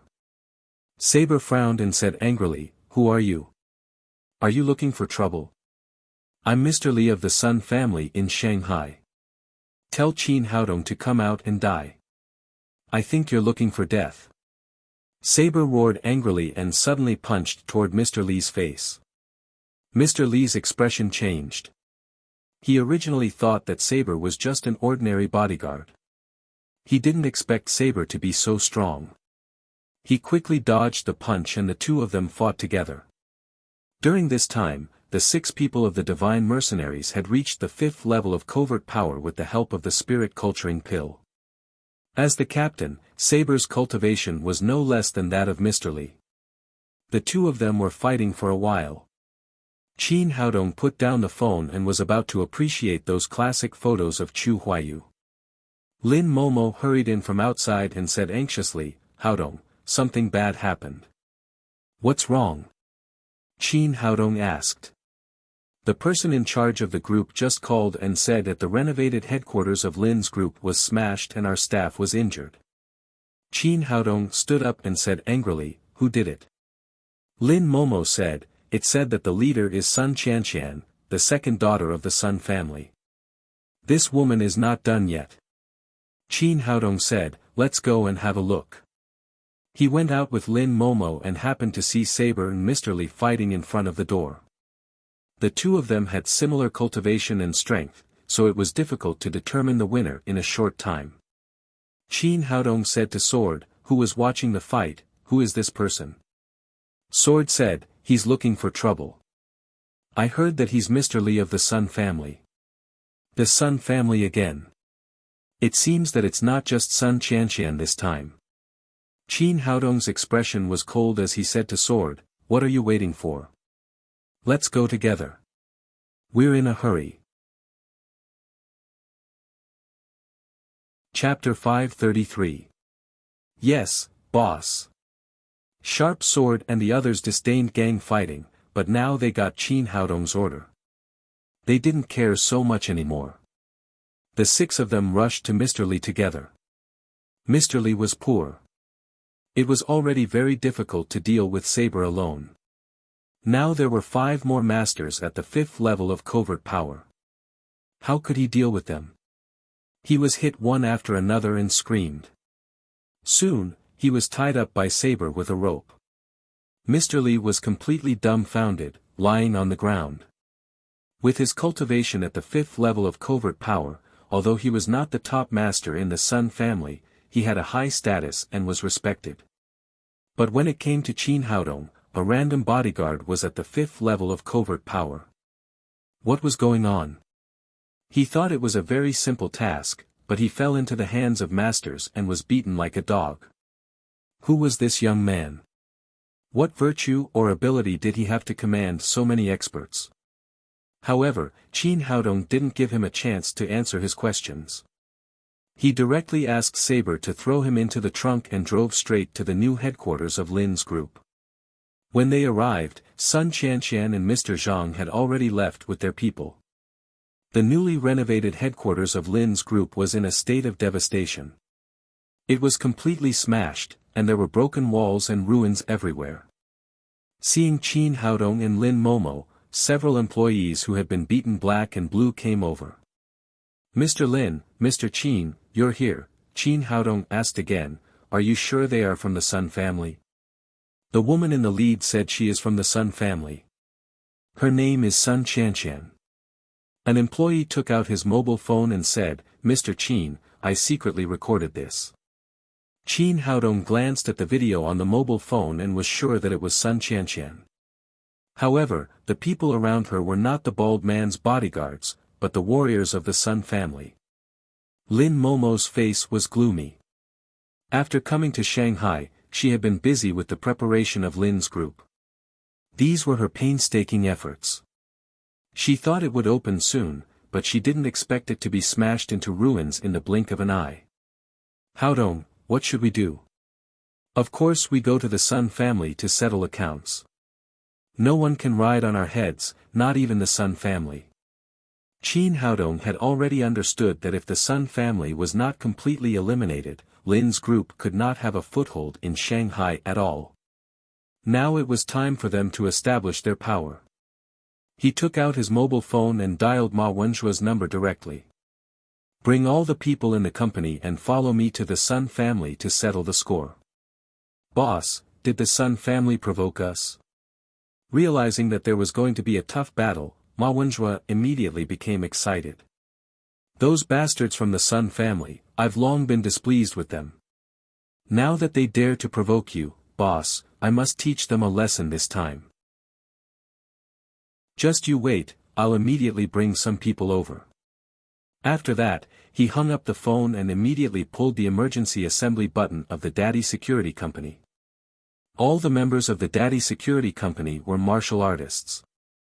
With the help of the big strengthening elixir, they were now masters of covert power or above. They moved very quickly. In less than half a minute, all the members of the Daddy Security Company had gathered. Brothers, the boss needs us to do something. It's time for everyone to perform. Keep your spirits up and don't lose face. Otherwise, I'll skin you alive. Yes. 100 people shouted deafeningly at the same time. They were originally injured and retired soldiers. It was Qin Haodong who cured their illnesses and gave them jobs. Some time ago, he gave each of them a settlement allowance of 10 million yuan. Now Qin Haodong was the god in their hearts. No matter what he asked them to do, they would go forward without hesitation. After the mobilization, Ma Wenjue took the lead to get in the car. A line of more than a dozen vans left the Daddy Security Company in a mighty manner. In the western suburbs of Shanghai, there was a super luxurious manor. Not only did it cover an area of hundreds of acres, but it was also surrounded by mountains and rivers. The decoration was luxurious and full of momentum. This was the Sun family, one of the three big families in Shanghai. In front of the magnificent manor, 8 bodyguards in well-ironed suits were guarding here. They looked so majestic that ordinary people did not dare to approach. The bodyguards of the Sun family who guarded the gate were usually idle because no one dared to make trouble here. Today, several people were guarding in front of the gate. Suddenly, more than a dozen cars drove over and stopped in front of the gate of the Sun family's manor. After the cars were parked, Qin Haodong, Ma Wenjue and Lin Momo took the lead to get out of the car. Seeing that someone dared to directly block the gate of the Sun family's manor, the bodyguard captain immediately stepped forward and shouted, "Who are you? Don't you know where you are? How dare you park in front of the Sun family's manor? Hurry up and drive away, or I will smash your car." In the past, no one dared to provoke the Sun family. These bodyguards were used to being arrogant, but this time, it was far beyond everyone's expectations. Before the bodyguard captain finished speaking, Ma Wenjue's big foot had appeared in front of him. He kicked him out and hit the luxurious gate hard. Qin Haodong waved to the members of the Daddy Security Company behind him and said, smash it hard." If the Sun family dared to smash his Lin's group, he would smash the Sun family's manor. After receiving the order, the people of the Daddy Security Company shouted and immediately rushed to the Sun family's manor.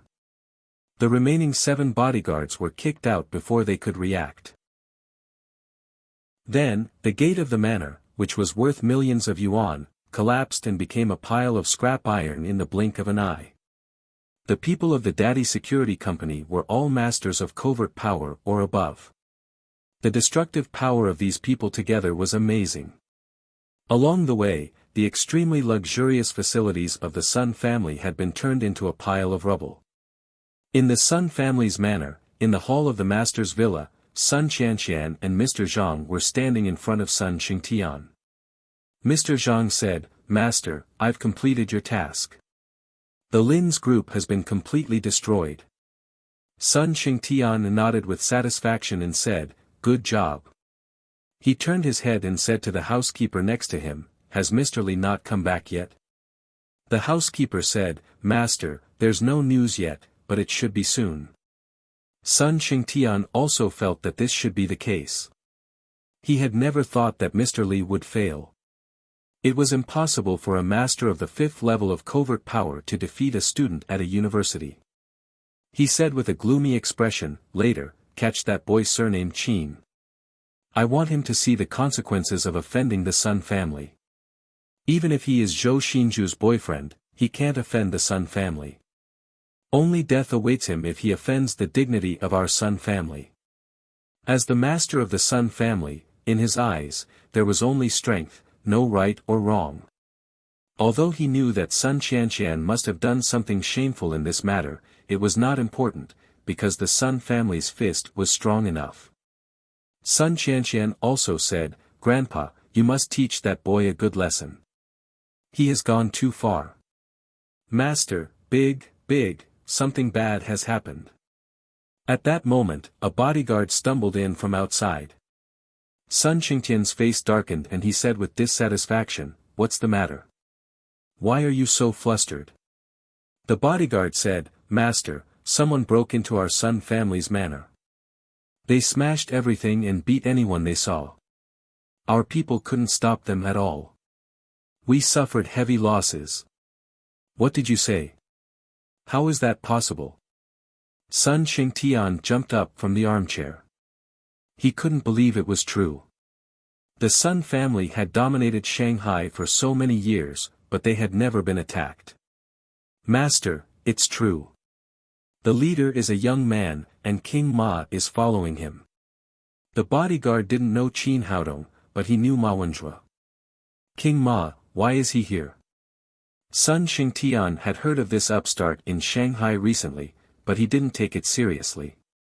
He heard that King Ma's cultivation was only a half-step to the Supreme Power Realm, but there were several Supreme Power Realm masters in his family.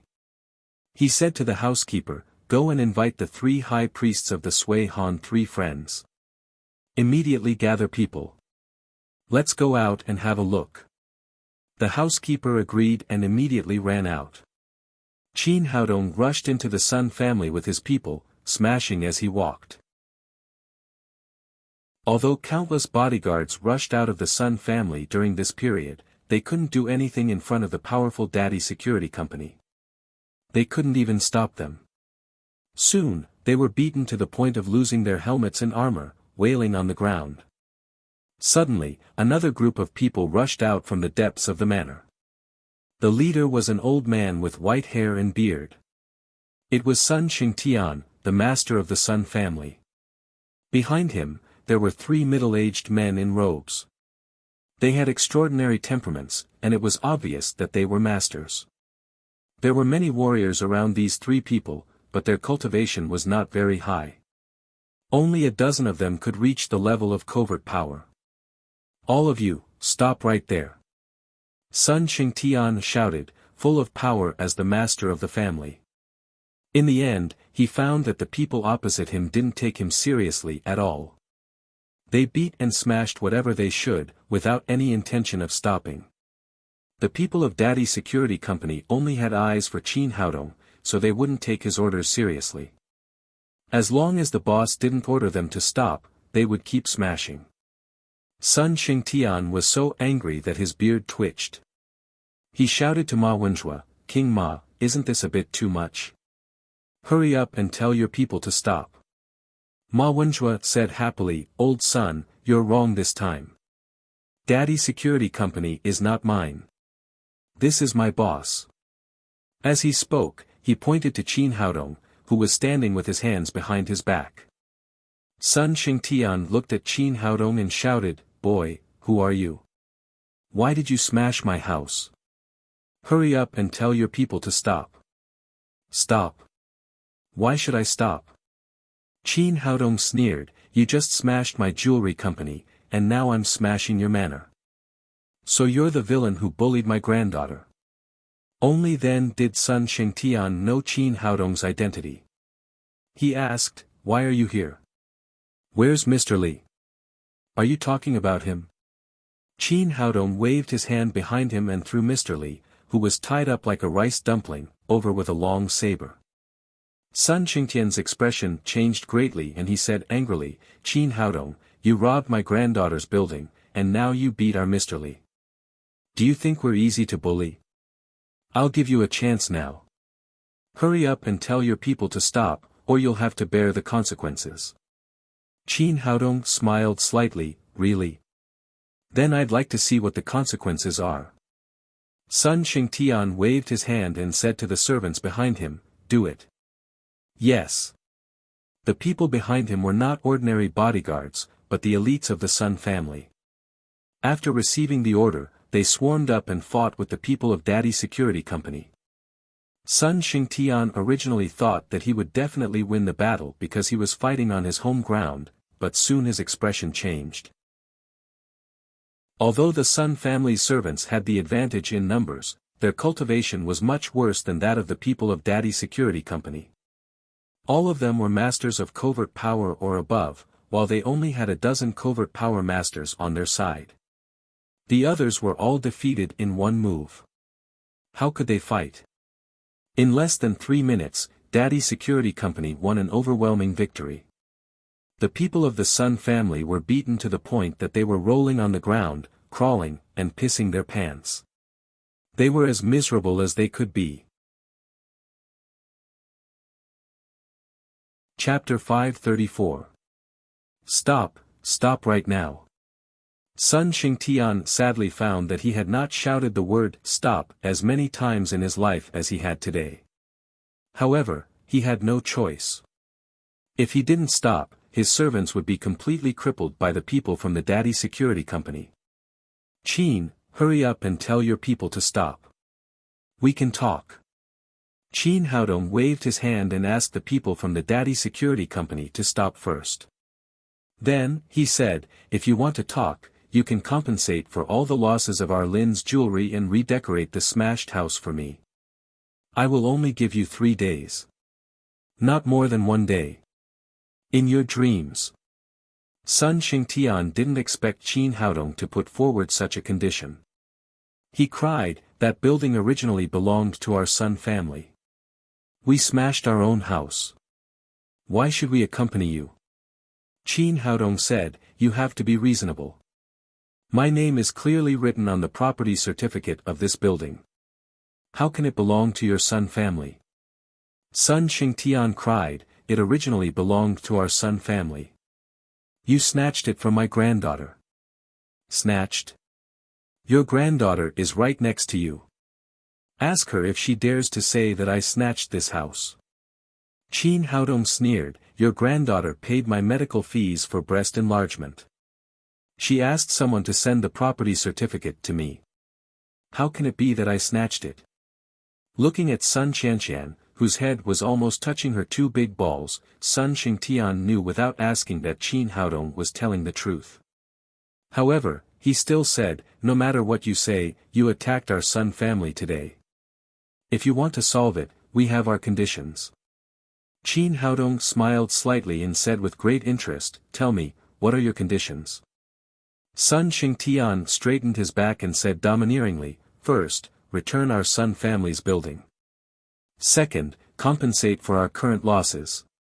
Third, publicly apologize to our Sun family. Stop. Stop. Stop now. Qin Haodong couldn't stand it anymore. He really didn't know where this old man got his confidence from. He said, old Sun, can you be more shameless? You, Sun Xingtian had lived for more than 70 years, and it was the first time that someone had pointed at his nose and called him shameless. He immediately said angrily, boy, don't think that you're great just because you have a few subordinates. You haven't seen our Sun family's trump card yet. Qin Haodong said, well, show me your trump card. You won't shed a tear until you see your coffin. Don't regret it when the time comes. Sun Xingtian turned around and said respectfully to the 3 people behind him, masters, I'll have to trouble the 3 of you this time. These 3 people were the top masters invited by the Sun family. They were known as the 3 friends of winter in the martial arts world. They were Mr. Song, Mr. Zhu, and Mr. Mei. Among them, Mr. Song had the highest cultivation. He had reached the 2nd level of the Supreme Power Realm. Mr. Zhu and Mr. Mei were both level 1 of the Supreme Power Realm. The combination of 3 grandmasters was not to be underestimated anywhere in Wuxia. It was also because of these 3 people that the Sun family was ranked first among the 3 big families. Mr. Song said, rest assured, Patriarch. Leave these people to us 3 brothers. After he finished speaking, he stepped in front of Qin Haodong and Ma Wenjue with Mr. Zhu and Mr. Mei. Mr. Mei said, young man, I have to say that your people are a little strong, but they are still far from us. If you know what's good for you, hurry up and do what Patriarch Sun said. If you wait for us to take action, it will be too late. Qin Haodong glanced at the three people disdainfully and said, "You guys are not worthy. You. Arrogant." Mr. Mei strode out, pointed at Qin Haodong and shouted, "Boy, come here and let me teach you how to be a man. I already said that you are not worthy." Qin Haodong turned around and said to Ma Wenjue, "You've already broken through to the supreme power realm, but you're still so calm. I'll leave this old guy to you. Practice and consolidate your cultivation. Boss, you can see that. I wanted to give you a surprise." Ma Wenjue originally had the Kailan holy body, so his cultivation speed was far faster than that of ordinary people. With the help of Qin Haodong's elixirs, he broke through the bottleneck of covert power last night and became a level 1 supreme power master. He wanted to find an opportunity to show off to Qin Haodong, but he did not expect that Qin Haodong would see through him at a glance. "I don't need it. You'd better give this old guy a surprise."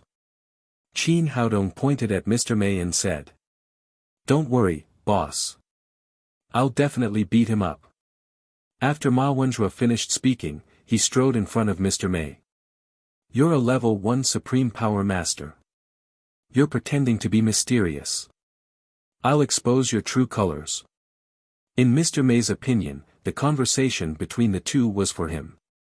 How could such a young man break through to the supreme power realm? It would be good if he could reach the level of covert power. Splitting wind palm. Mr. Mei shouted and hit Ma Wenjue's chest with his palm. It was the splitting wind palm that he was best at. Good timing. Watch my rice bun fist. I'll stuff you to death. With a loud shout, Ma Wenjue did not dodge. He did not care about Mr. Mei's palm at all. Instead, he waved his fist and hit Mr. Mei's chest. Mr. Mei sneered. In his opinion, Ma Wenjue was courting death. Even if Qin Haodong had just broken through to the level 1 supreme power realm, there was still a gap between them. Mr. Mei had been in this realm for 5 years and his skills were profound. How could a boy who had just broken through compare to him? Therefore, he did not dodge. On the contrary, he increased the strength of the splitting wind palm from 80% to 120%. A sneer appeared at the corner of Mr. Song's mouth. In his opinion, Ma Wenjue was dead for sure. A young man in his 20s was definitely no match for his junior brother. With two muffled bangs, the two figures suddenly separated. Mr. Song's eyes widened. The scene in the field was far beyond his expectations. Ma Wenjue retreated 4 to 5 steps after forcefully clashing with the palm just now. Then, he steadied himself. He was calm and composed as he cheered loudly. Mr. Mei, who was originally favored, was like a kite with a broken string. He flew more than 10 meters away and there was a trace of blood at the corner of his mouth. It was obvious that his internal organs were injured. How is this possible? Mr. Song could not understand. Mr. Mei was even more furious. They were both level 1 supreme power masters and had also fought head-on. Even if he did not gain the upper hand, why was he the one who was injured? Why was Qin Haodong's fist so strong? Why did he have such a cultivation at such a young age? They never dreamed that Ma Wenjue had the Kailan holy body, which was rarely seen in 1,000 years. Not only was his defensive ability strong, but his strength was also far beyond that of ordinary people. Even Qin Haodong rarely fought with him head-on. Old man, come again. Ma Wenjue could not find such a suitable opponent on normal days.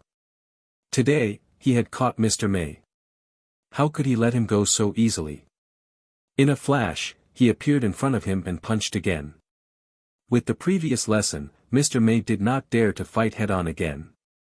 He used his unique body movement to avoid the punch and then fought with Qin Haodong. Although Ma Wenjue had a little advantage in the first round, after all, he had just entered the threshold of the supreme power realm. He was not very skilled in the use of his strength and experience, so he soon fell into a disadvantage. However, he also had his own advantages. With the super defense and strength of the Kylan holy body, he was inextricably entangled with Mr. May. And as time went by, he became more and more proficient in the use of cultivation methods. Gradually, he began to take the initiative, and Mr. May was slowly overwhelmed. After fighting for more than 10 minutes, Ma Wenzhua had completely stabilized his cultivation at the first level of the Supreme Power Realm. He had the upper hand in terms of strength, defense, and speed. Mr. May's whole body had been soaked with sweat. He had never seen such a freak. He grew so fast. Was he still a human? Just at the moment when he was slightly distracted, Ma Wenzhua's fist had already arrived in front of him. He tried his best to avoid the punch, but he could no longer avoid the kick below. With a bang, Mr. May flew into the air like a sandbag that had been kicked. He began to spit out mouthfuls of blood in midair. Fortunately, Mr. Song caught him in time to prevent him from falling again. Even so, Mr. May's face was as white as paper, and he completely lost the ability to fight again. The Sun family was in awe. Usually, the three friends of winter were like immortals in the eyes of their master. They were masters at the Supreme Power Realm and were almost invincible. However, everything in front of them had subverted their understanding. Qin Haodong had casually sent a young man to beat their Mr. May until he vomited blood. How could they continue fighting? How could the Sun family compete with them? Sun Qingtian's face instantly became ugly. He originally thought that the Sun family was strong enough and his fists were hard enough to crush Qin Haodong and the others. Now, he was defeated, and very badly. Qin Haodong, who seemed to be more powerful, had not made a move yet. It was only Ma Wenzhua. Let me.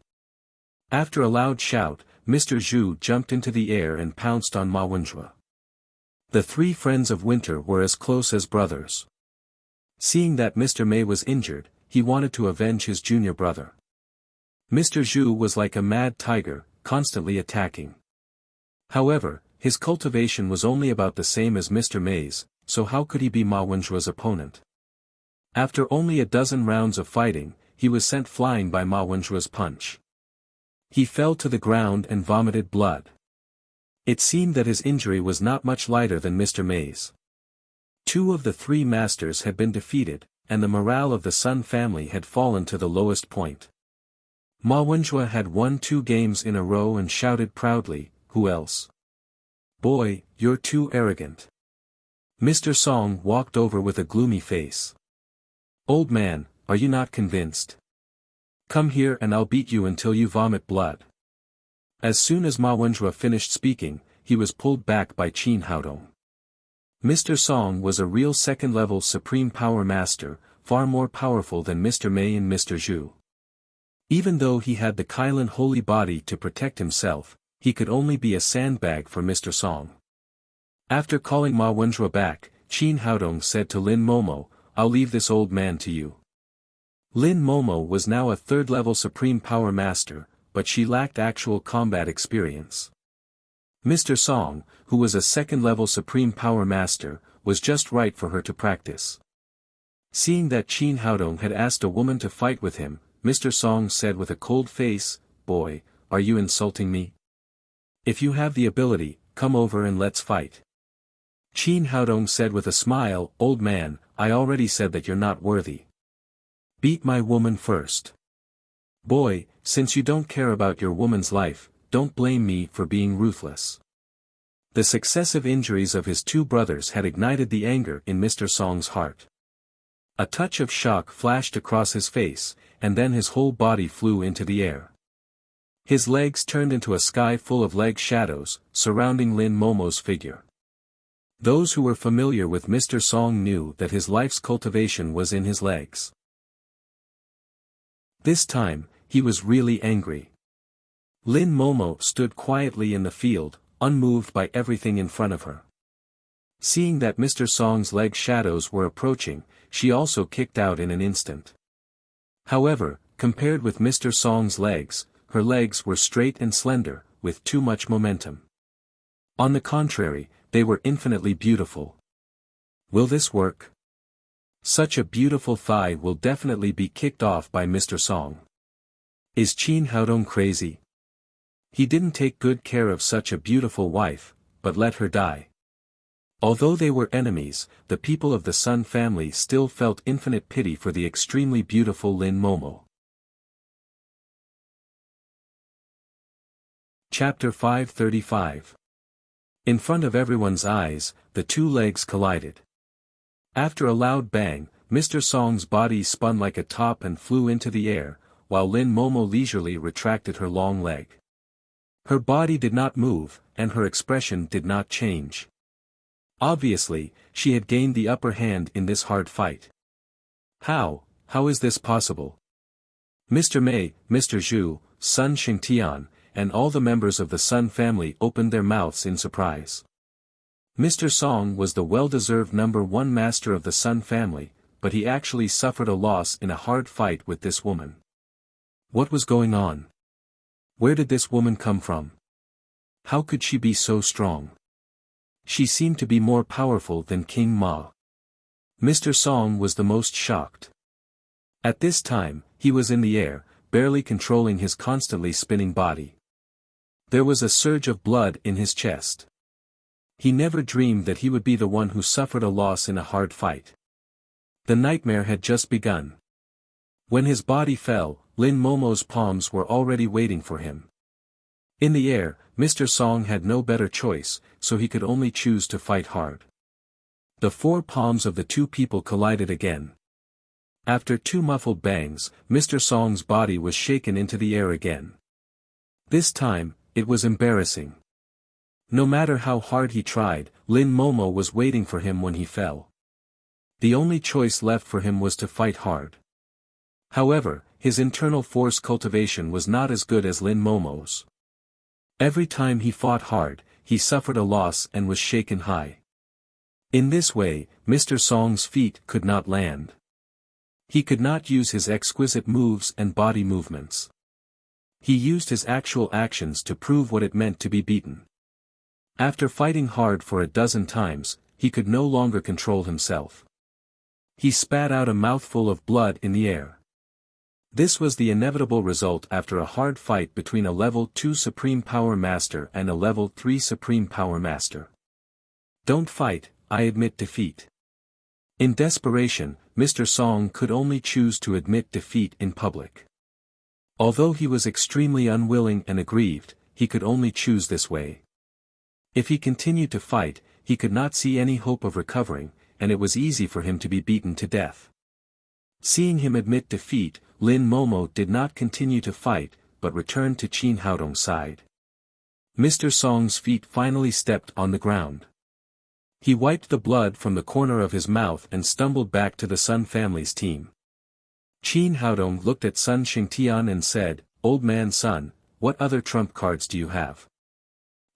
Sun Xingtian's eyes were filled with despair. As the head of the Sun family, his style had always been extremely overbearing. He had always been the one to bully others. He had never been the one to be bullied like today. But the current situation was that their Sun family was defeated, and they were completely defeated. From the lowest bodyguard to the high and mighty 3 friends of winter and 3 great consecrators, they were all beaten like dogs. He couldn't be tough even if he wanted to. Qin Haodong said, "Don't talk nonsense. I don't have time to talk nonsense with you. Now I only give you 2 choices. Either you agree to my conditions, or you destroy your Sun family." Sun Xingtian's face was pale. The Sun family's manor was built by him, and it had been continuously expanded and improved over the years. It was worth more than billions of yuan. More importantly, the Sun family's manor was also their pride. If it was really destroyed by Qin Haodong, how could the Sun family have a foothold in Shanghai? How could they still claim to be one of the top 3 aristocratic families? This was no longer a matter of money, but related to the survival of the Sun family. Thinking of this, his mouth was full of bitterness, but he had no other choice. Okay, I promise you. It was extremely difficult for Sun Xingtian to say these 6 short words. That's for the best. It saves me trouble. Qin Haodong said, within 3 days, decorate the headquarters of Lin's jewelry. Otherwise, there will be no room for negotiation the next time I come. Sun Qianqian, who had been silent, suddenly shouted, Qin Haodong, don't go too far. How can such a big building be decorated in 3 days? Qin Haodong looked at her coldly and said, I'm going too far. What can you do? Only then did Sun Qianqian realize that she had no ability to fight back against this young man. Even her grandfather had given in. What could she do? Qin Haodong continued, when you smashed my house, why didn't you think of going too far? I'll only give you 3 days, not 1 more second. In addition, your Sun family has to compensate us for the loss of 500 million yuan. You be ***, it's all your fault. At this time, Sun Xingtian vented all his anger on Sun Qianqian. He raised his hand and slapped her twice in a row. Then he shouted to the bodyguard beside him, lock her up. Don't let her out without my order. Sun Qianqian was taken away. When Sun Xingtian turned around again, he seemed to have aged a lot. 500 million yuan was nothing to him. Although it was difficult to decorate a building in 3 days, the Sun family could do it with their strength. The most important thing was that he had just sent people to smash someone else's house, and now he had to decorate it himself. This huge sense of humiliation completely shattered his inner pride. However, the young man in front of him was too powerful, so powerful that he could not resist at all. For the Sun family, he could only lower his proud head. Okay, I promise you. Under the pressure of powerful force, Sun Xingtian finally signed the agreement. Remember, you only have 1 chance. There won't be a second time. After Qin Haodong said that, he left the Sun family with his people. He was not afraid that Sun Xingtian would go back on his word. This was the embodiment of strength. He believed that after today, the Sun family would not have the guts to go back on their word even if they wanted to. As soon as the people from Daddy Security Company left, Sun Xingtian opened his mouth and spat out a mouthful of blood. Although he did not do anything, he could not bear this feeling of grievance. The Sun family, which was once high and mighty, had been trampled under someone's feet. With the help of 2 bodyguards, he staggered back to his room. He waved his hand and asked the 2 bodyguards to leave, leaving him alone in the room. A moment later, a black figure abruptly appeared in the room. This person was completely wrapped in a black robe, making it impossible to see his appearance clearly. With his back to Sun Xingtian, he said in a hoarse voice, Why, are you not convinced? Holy Messenger, of course I'm not convinced to be trampled under the feet of that brat. Sun Xingtian shouted to the man in black, Holy Messenger, please take revenge for the sake of our Sun family's service all these years and kill that brat surnamed Qin. The man in black's robe shook slightly and said, You don't have to be unconvinced. I can't help you with this. I just saw that brat. His strength is very, very strong. It can be said that his cultivation is unfathomable. It's very likely that his cultivation is above mine. What? How is that possible? Sun Xingtian's face was full of disappointment. This man in black was like a god in his heart. Even he was afraid of Qin Haodong. How could he take revenge? The man in black said, You don't have to be too discouraged. Do the task assigned by the holy sect well.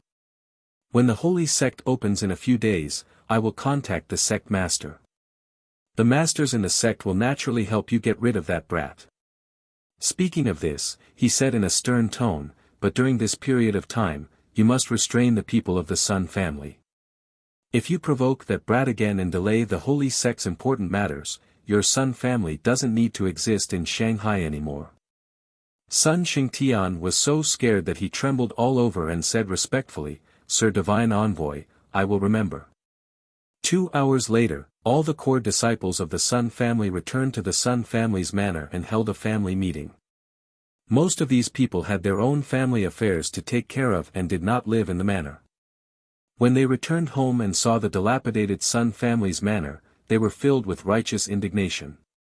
They clamored to take revenge and wash away the Sun family's great shame. When Old Man Sun appeared at the front desk, the meeting room immediately quieted down. After all, the family master's authority was greater than anything else. Just when everyone thought that the Sun family was going to mobilize all the power of the family to take revenge on Qin Haodong, they heard Sun Xingtian say, "I've gathered everyone here to announce one thing. From now on, no one is allowed to provoke Qin Haodong of Daddy Security Company.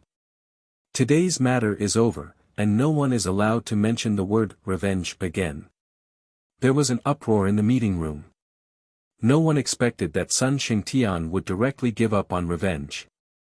Was he still the overbearing family master of the Sun family in the past? How can this be? Is our Sun family being bullied like this? Our manor was destroyed just like this. In the past, only our Sun family bullied others.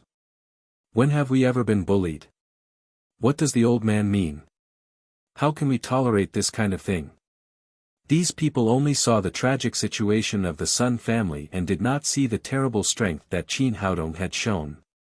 They thought that Sun Xingtian did not want to take revenge. They never thought that the Sun family did not have the strength to take revenge at all. All of you, shut up. I'm not dead yet. It's not your turn to question my decision. Sun Xingtian's angry voice resounded throughout the meeting room. Everyone immediately quieted down. After all, the family master's power was still there. I've already said this. If anyone dares to go against my orders and provoke Qin Haodong, then get out of the Sun family and never come back in this life. After that, he turned and left the meeting room, leaving the Sun family members looking at each other in dismay.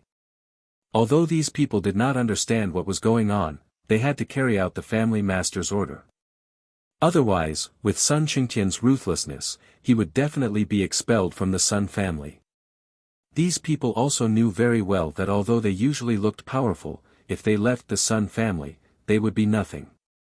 In Shanghai, the news that the Sun family was swept away by the Daddy Security Company quickly spread to all the aristocratic families, causing a great uproar at once. Many people were shocked. Everyone knew the strength of the Sun family. The three friends of winter had dominated the entire martial arts world in Shanghai for many years, but they were beaten by the Daddy Security Company. If it were not for the photos of the Sun family being smashed in front of them, it would be hard to believe that this was true. More importantly, the Sun family completely surrendered and did not take any revenge. On the contrary, after the manor was smashed, they had to compensate 500 million yuan. At the same time, they had to renovate Lin's jewelry company within 3 days. For an aristocratic family, this was a great humiliation. At the same time, it showed how powerful the family master of the Daddy Security Company was. Since then, the name Qin Haodong had been known by everyone in the upper class. Since then, the Daddy Security Company had become famous after one battle. Some people had redivided the top forces in Shanghai. Besides the three aristocratic families, the Daddy Security Company was added. It was even said that the Daddy Security Company was vaguely superior to the three aristocratic families. Many aristocratic families held special meetings about what had happened to the Sun family, and the Zhou family was no exception. After the meeting, Zhou Xinju looked at the information in her hand with a smile on her face. She murmured, "Not only is this little man's medical skills amazing, but he also hides his strength so deeply. He's really worth pursuing." Zhou Tao, on the other hand, looked excited. Grandmaster is indeed domineering. He actually beat the old bastard of the Sun family until he didn't have any temper at all. Chapter 536. In the Chu family, Chu Xiongfei, the master of the Chu family, stood in front of the window with his hands behind his back. He couldn't calm down for a long time. The Chu family was only a second-rate family in Shanghai. It couldn't be compared with the first-class families like the Sun family, Zheng family and Zhou family. They were much weaker in all aspects. Just now, he received news that the recently rising daddy security company in Shanghai had defeated the arrogant Sun family. The head of the security company was not King Ma, but another young man named Qin Haodong. From the beginning, there was another daddy security company above the three big families in Shanghai. The head of the company, Qin Haodong, was decisive and ruthless, and his cultivation was unfathomable. In any case, he had already listed Qin Haodong as a person who could not be provoked in his heart. Just as he was lost in thought, the housekeeper came to him and said, "Master, the young master has locked himself in the room. He hasn't eaten or drunk for a day and a night. I don't know what happened." When the bodyguards left, they deliberately told the nearby family that the young master was resting and not to be disturbed. However, it had been so long and the bodyguards had not returned. There was no movement in the room at all. The family was still suspicious and reported it to the housekeeper. The housekeeper also felt that something was wrong and quickly reported it to Chu Xiongfei, the master of the family. "Come with me to have a look." Chu Xiongfei took his family to Chu Huayu's room. After knocking for a long time, there was still no movement in the room. The phone was turned off. He frowned and felt that something was wrong. He ordered the bodyguards around him, "Break the door for me." Several strong bodyguards opened the door quickly and rushed in, but they were suddenly dumbfounded after entering the door. The young master, Chu Huayu, was tied up and thrown on the ground like a dumpling. A sock was stuffed in his mouth and he was wearing a snow-white nurse's uniform. His exposed skin was full of blue and purple whip marks and bright red wax oil, which looked funny and a little shocking. Chu Xiongfei suddenly became furious. "Who did this? Hurry up and let go of the young master." Several bodyguards rushed over and pulled the sock out of Chu Huayu's mouth, and then cut the rope on his body. Chu Huayu struggled a few times but did not stand up. After being tied up for such a long time, the blood in his body was not circulating and his limbs were numb. He had lost the ability to move. The bodyguards massaged him to improve his blood circulation. After a long time, he finally stood up from the ground. "Father, you must avenge me. You must tear these bastards into pieces." Chu Huayu hugged Chu Xiongfei's thigh and cried bitterly. Chu Xiongfei asked with a black face, "What the hell is going on? Tell me, who did this? Father will definitely uphold justice for you." At this time, he was so angry that his lungs were about to explode. In the Chu family's villa, his son had been harmed like this. Wasn't this a slap in the face to the Chu family? "It's my bodyguards. These bastards, eating and drinking from me, how dare they turn around and harm me?" Hearing Chu Huayu's crying, Chu Xiongfei was confused and said, "Why did your bodyguard attack you? Have they gone mad?" "It's all that Qin brat's fault." Chu Huayu told him how Qin Haodong tried to snatch Nalan Wuxia from him, and how he sent bodyguards to plot against Qin Haodong. He did not expect that those bodyguards would betray him when they came back and use all their means on him. "Father, you must uphold justice for me. Catch that Qin brat, cut him into pieces and throw him into the river to feed the fish." After listening to him, Chu Xiongfei's face became more and more ugly. He asked in a cold voice, "Who is that person you are talking about?" "His name is Qin Haodong, a pretty boy in his 20s. Before Chu Huayu could finish speaking, he was kicked out by Chu Xiongfei. "Father, what are you doing? Why did you hit me?" Chu Huayu was completely stunned. He had suffered such a great grievance, but his father not only did not help him vent his anger, but also objected to him punching and kicking him. Was he still his father? "You son of a b*tch, why did you provoke Qin Haodong? Do you want to kill the Chu family?" Chu Xiongfei was so angry that he was about to go crazy. He had just listed Qin Haodong as a person who could not be provoked. He did not expect that his disappointing son would go to snatch a woman from Qin Haodong. Even the Sun family, a huge family, could not raise its head.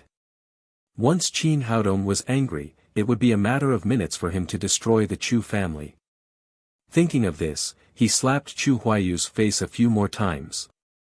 He turned to the bodyguard beside him and said, "Tie this beast up again." The pitiful young master of the Chu clan had only been released for a short while before he was tied up again. Chu Huayu struggled and shouted, "Father, what are you doing? Let me go and help me get revenge." Chu Xiongfei said with a cold face, "Shut up. Do you still want revenge? Do you know how much trouble you have caused for the Chu family this time?" Chu Huayu said unconvinced, "Isn't he just a poor boy? What's the big deal? What's the big deal?"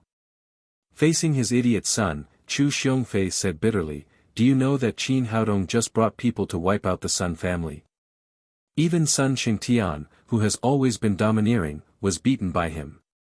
How can you say that it's not a big deal? Now he is above the three great families in Shanghai. You have provoked such a ruthless person. You are setting the Chu family up. Impossible, this is absolutely impossible." Chu Huayu said after being shocked, "Father, they must have the same name. That poor boy can't be so capable." Chu Xiongfei thought for a moment and felt that it was also possible. He took out the information he had just collected from his pocket and handed Qin Haodong's photo to Chu Huayu. "Look, is this the person?" Chu Huayu looked at the photo. When he saw Qin Haodong's appearance, he was so scared that his face turned pale. Needless to say, Chu Xiongfei also gave up the last hope. He said to the two bodyguards next to him, "Take this beast and follow me." Not long after Qin Haodong returned home, Saber came in and reported, "Boss, Chu Xiongfei, the master of the Chu family, wants to see you." The corner of his mouth curled into a smile as he said, "Let him in." A moment later, Chu Xiongfei came to Qin Haodong with Chu Huayu. He said respectfully, "Mr. Qin, I'm really sorry. My son was blind and offended you. Today, I brought him to apologize to you." After that, he turned his head and shouted at Chu Huayu, "Little beast, kneel down and apologize to Mr. Qin. If Mr. Qin doesn't forgive you, I will beat you to death." At this time, Chu Huayu also knew that he had caused a big trouble. He didn't have the temper of a young master at all. He knelt in front of Qin Haodong and said, "Mr. Qin, I was wrong. Please let me go this time." Qin Haodong looked at Chu Huayu. He no longer had the image of an elegant young master. Although he had changed his clothes, the purple whip marks on his body were still clearly visible. Thinking of the photos he saw in the evening, he couldn't help smiling and said, "Young Master Chu, your idea is really good. I don't know if you are online. Now you are a hot topic on the internet. Ordinary people can't get on the internet even if they pay money." Hearing Qin Haodong's words, Chu Huayu wanted to die. It seemed that those bodyguards had really posted his photos on the internet. How could he go out and meet people in the future? Chu Xiongfei couldn't care less. What he was most concerned about now was how to calm Qin Haodong's anger and how to protect the Chu family. "Mr. Qin, in order to express our sincerity in apologizing to you, we have specially prepared some small gifts. Please accept them." After that, he waved his hand behind him. The housekeeper who was waiting at the door immediately came in, followed by 10 women. These 10 women had different skin colors. Some were white, some were yellow, and there was a big black girl. Some were plump, some were slim, some were hot and some were skinny. The common characteristic of them was that they were tall and beautiful. It was obvious that they had received relevant etiquette training. It turned out that Chu Xiongfei had a rough understanding of Qin Haodong. He knew that there were many beautiful women around him and thought that he was a lecherous person. In addition, the Chu family controlled several large modeling companies and had a lot of beautiful women, so he carefully selected 10 beautiful women and sent them to him. Chu Xiongfei said, Mr. Qin, these people will listen to you in the future. You can do whatever you want. Qin Haodong was speechless for a while. He thought that he was a lecherous person. Before he could speak, Li Meiyu came in from outside. When she saw these female models, her face suddenly turned cold. Qin Haodong, what are you doing? Are you going to have a harem? Qin Haodong was speechless. He thought that Chu Xiongfei was too unreliable. Not to mention that he didn't want these women, even if he wanted them, he wouldn't have brought them to his house in such a big way. Wasn't he looking for trouble for himself? No, it has nothing to do with me. Qin Haodong turned around and said to Chu Xiongfei righteously, what kind of person do you think I am? Take them away quickly. At this time, Chu Xiongfei also realized that he had done something wrong. He quickly waved his hand and asked the housekeeper to take all the models out. Miss, don't get me wrong. These are the servants I prepared for Mr. Qin. Since you don't like them, I'll take them back. Qin Haodong didn't want to waste any more time with him. He said, okay, take your son away quickly. Thank you, Mr. Qin. Chu Xiongfei pulled Chu Huaiyu up from the ground. Although Qin Haodong said that he had let them go, he was obviously not very happy. It would be troublesome if he got even with the Chu family later. He added, Mr. Qin, I also prepared a small gift for you. Seeing that Li Meiyu's face darkened again, he quickly said, it's not anything else this time, but a medicinal material. Then he took a wooden box from the housekeeper. After opening it, there was a piece of Ganoderma inside, but it was not complete. A part of it had been used. Qin Haodong's eyes suddenly lit up. Although this Ganoderma was incomplete, it was rich in spiritual qi and was more than 1,000 years old. It was a good thing that was hard to find. Seeing his expression, Chu Xiongfei knew that he had made the right bet this time. He quickly said, Mr. Qin, my father was seriously ill some time ago. I spent a lot of effort to buy this Ganoderma from a medicine farmer. Now my father has passed away. Although I don't know medicine, I know that this is a good thing. I'll give it to you. Qin Haodong took the 1,000-year-old Ganoderma and said with satisfaction, this thing is good. I want it. If your Chu family needs anything in the future, just tell me. Thank you, Mr. Qin. We won't disturb you anymore. Seeing that Qin Haodong was satisfied, Chu Xiongfei did not say anything more and immediately left his villa with his people. After going out, he stroked his chest and breathed a sigh of relief. Finally, he had dealt with this evil person and the Chu family had escaped a disaster. Qin Haodong held the 1,000-year-old Ganoderma and was overjoyed. This was really an unexpected surprise. After reaching the Supreme Power Realm, the effect of the spirit culturing pill had weakened a lot. If he wanted to help Lin Momo and the others continue to improve their cultivation, the best way was to refine the energy-gathering pill suitable for Supreme Power Realm experts. The 1,000-year-old Ganoderma was the main ingredient of the energy-gathering pill. Chapter 537. Qin Haodong was holding the Ganoderma happily, but Li Meiyu snatched it away. He hurriedly cried, Hey, what are you doing? This is a 1,000-year-old medicine. Don't spoil it. Li Meiyu took the Ganoderma in her hand and looked at it. She didn't know any medical skills, so she couldn't tell what was wrong with it. She said casually, What's wrong with it? It looks like a piece of wood. Qin Haodong quickly took it back and said, This is a priceless treasure. You can't buy it even if you have money. Li Meiyu said, Keep pretending. If I weren't here, would you have had those 10 beauties? Qin Haodong said, It's not pretending. Even 100 or 1,000 women can't compare to this Ganoderma, let alone 10. What about me? How do I compare with it? You. Qin Haodong suddenly came to his senses. You're much more valuable than it. Seeing that Li Meiyu's expression became cold again, he hurriedly said, I mean, you're priceless to me. How can you compare with medicine? That's more like it. Finally, Qin Haodong said quickly, I won't accompany you for now. I'm going to refine medicine. After that, he ran to carry the little fellow over. The father and daughter went into the underground alchemy room together. He told Saber to guard the door, and then they began to refine medicine.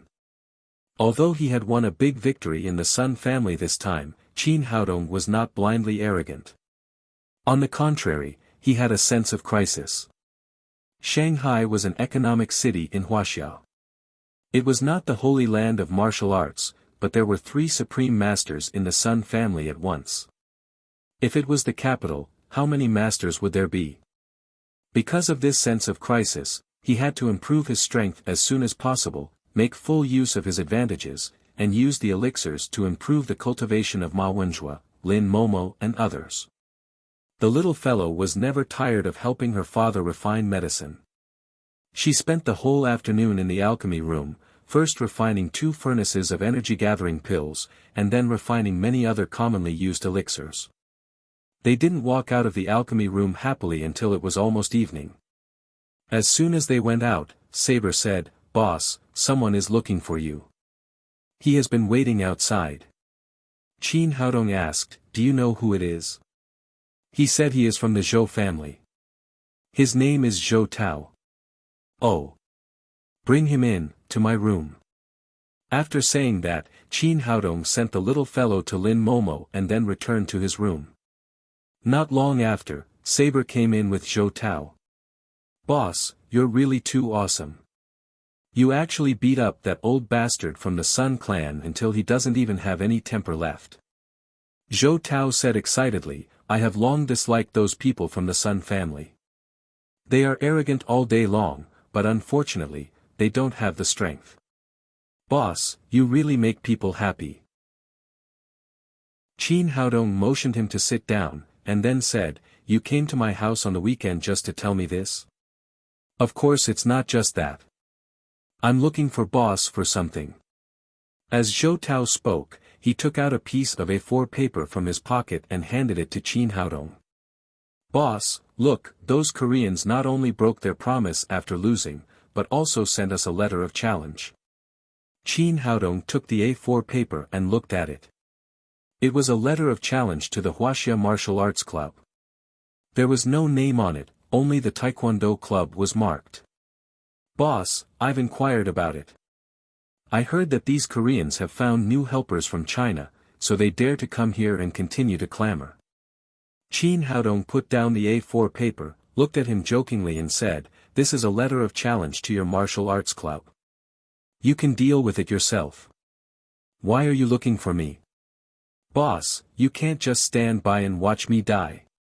Zhou Tao said with a bitter face, I know my skills best. I can't even beat Kim Yanquan, let alone the masters they have found from China. It doesn't matter if I lose. The key is to represent Wuxia martial arts. At that time, you will lose face.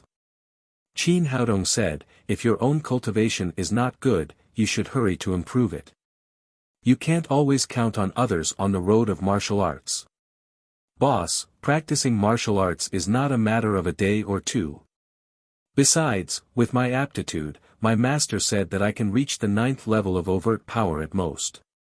It is impossible for me to break through to the covert power. Zhou Tao sighed and said with annoyance, I've liked martial arts since I was a child, but God played such a joke on me. Everyone said that my aptitude was not suitable for martial arts. Qin Haodong said, In fact, aptitude can be changed, as long as you have a heart for martial arts. Boss, what did you say? Can you change my aptitude? Zhou Tao immediately jumped up. If this was said by someone else, he would definitely not believe it. But now he had a kind of blind worship for Qin Haodong, the kind of crazy fan. Even if Qin Haodong said that he could break through to the level of covert power by jumping from a skyscraper, he would not hesitate to jump. It's not difficult. Qin Haodong said as he took out a marrow cleansing pill. Take it. It will be done in a few minutes. Great, thank you, boss. Zhou Tao was so excited that he took the marrow cleansing pill and swallowed it without any hesitation. He didn't even ask what kind of pill it was. Qin Haodong asked him to sit cross-legged, then put his palm on the Baihui acupoint on the top of his head, and used greenwood genuine qi to help him catalyze the effect of the pill. Zhou Tao felt a burning aura rising from his dantian and quickly swept through his whole body, as if all the meridians were burned. But this was nothing to him. As long as he could change his aptitude, he could persist even if he had to climb a mountain of knives and go through a sea of fire. About 10 minutes later, Qin Haodong withdrew his palm and said, "Well, although your current aptitude is not as good as that of the top geniuses who practice martial arts, you are much better than ordinary people." "Really, boss?" Zhou Tao jumped up from the ground and felt indescribably comfortable all over his body. His mind was much clearer. The martial arts problems that had troubled him for a long time in the past were solved as soon as he thought about it. "Boss, you are so great. Are you an immortal? I really love you." As he said that, he rushed to Qin Haodong. Qin Haodong raised his hand and an invisible force blocked him outside. "Don't do that. I only like women. I'm not interested in men. It's easy to like women." Zhou Tao was still excited and said, "Boss, my sister is a great beauty. Why don't you go after her? I can help you." Qin Haodong looked at him and said, "You won't sell your sister for an elixir, will you?" Zhou Tao said, "Of course not. The key is that you are excellent enough. In the past, I thought that no man could match my sister. Now I think you can be my brother-in-law. What do you think?"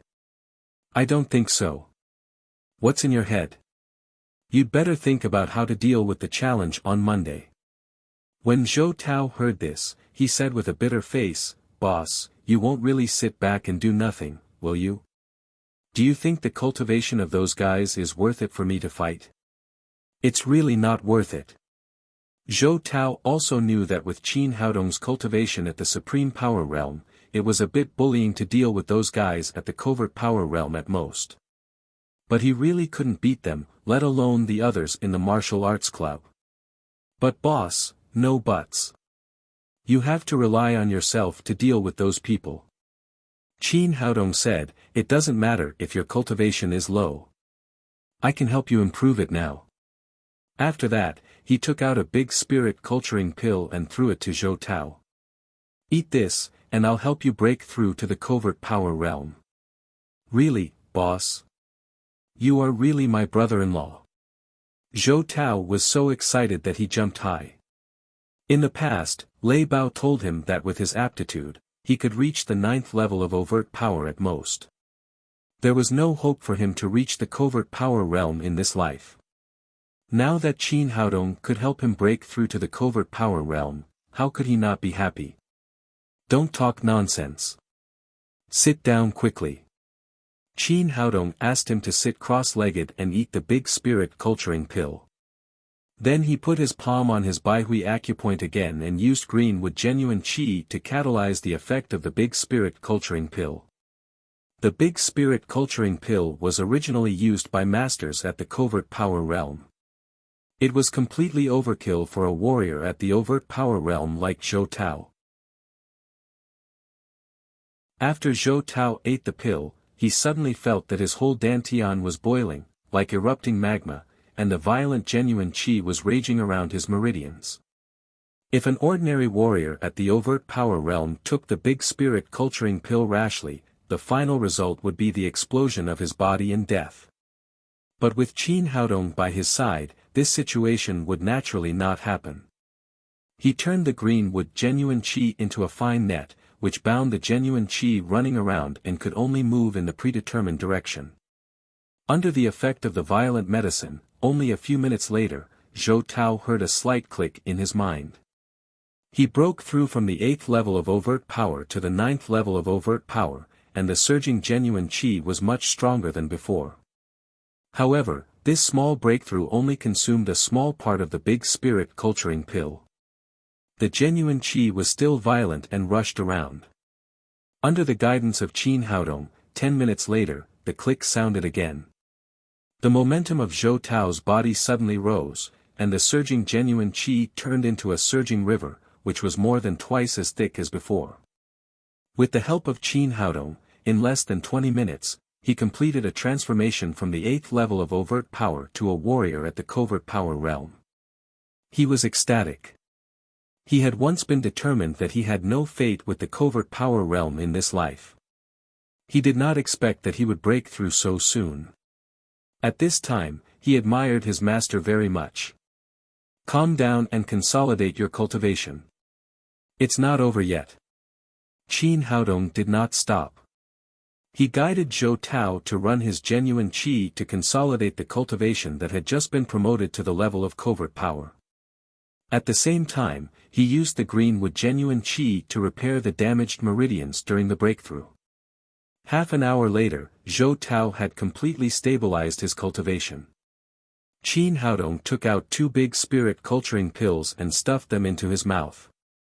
The masters invited by Kim Yanquan were likely to be more than the first level of covert power.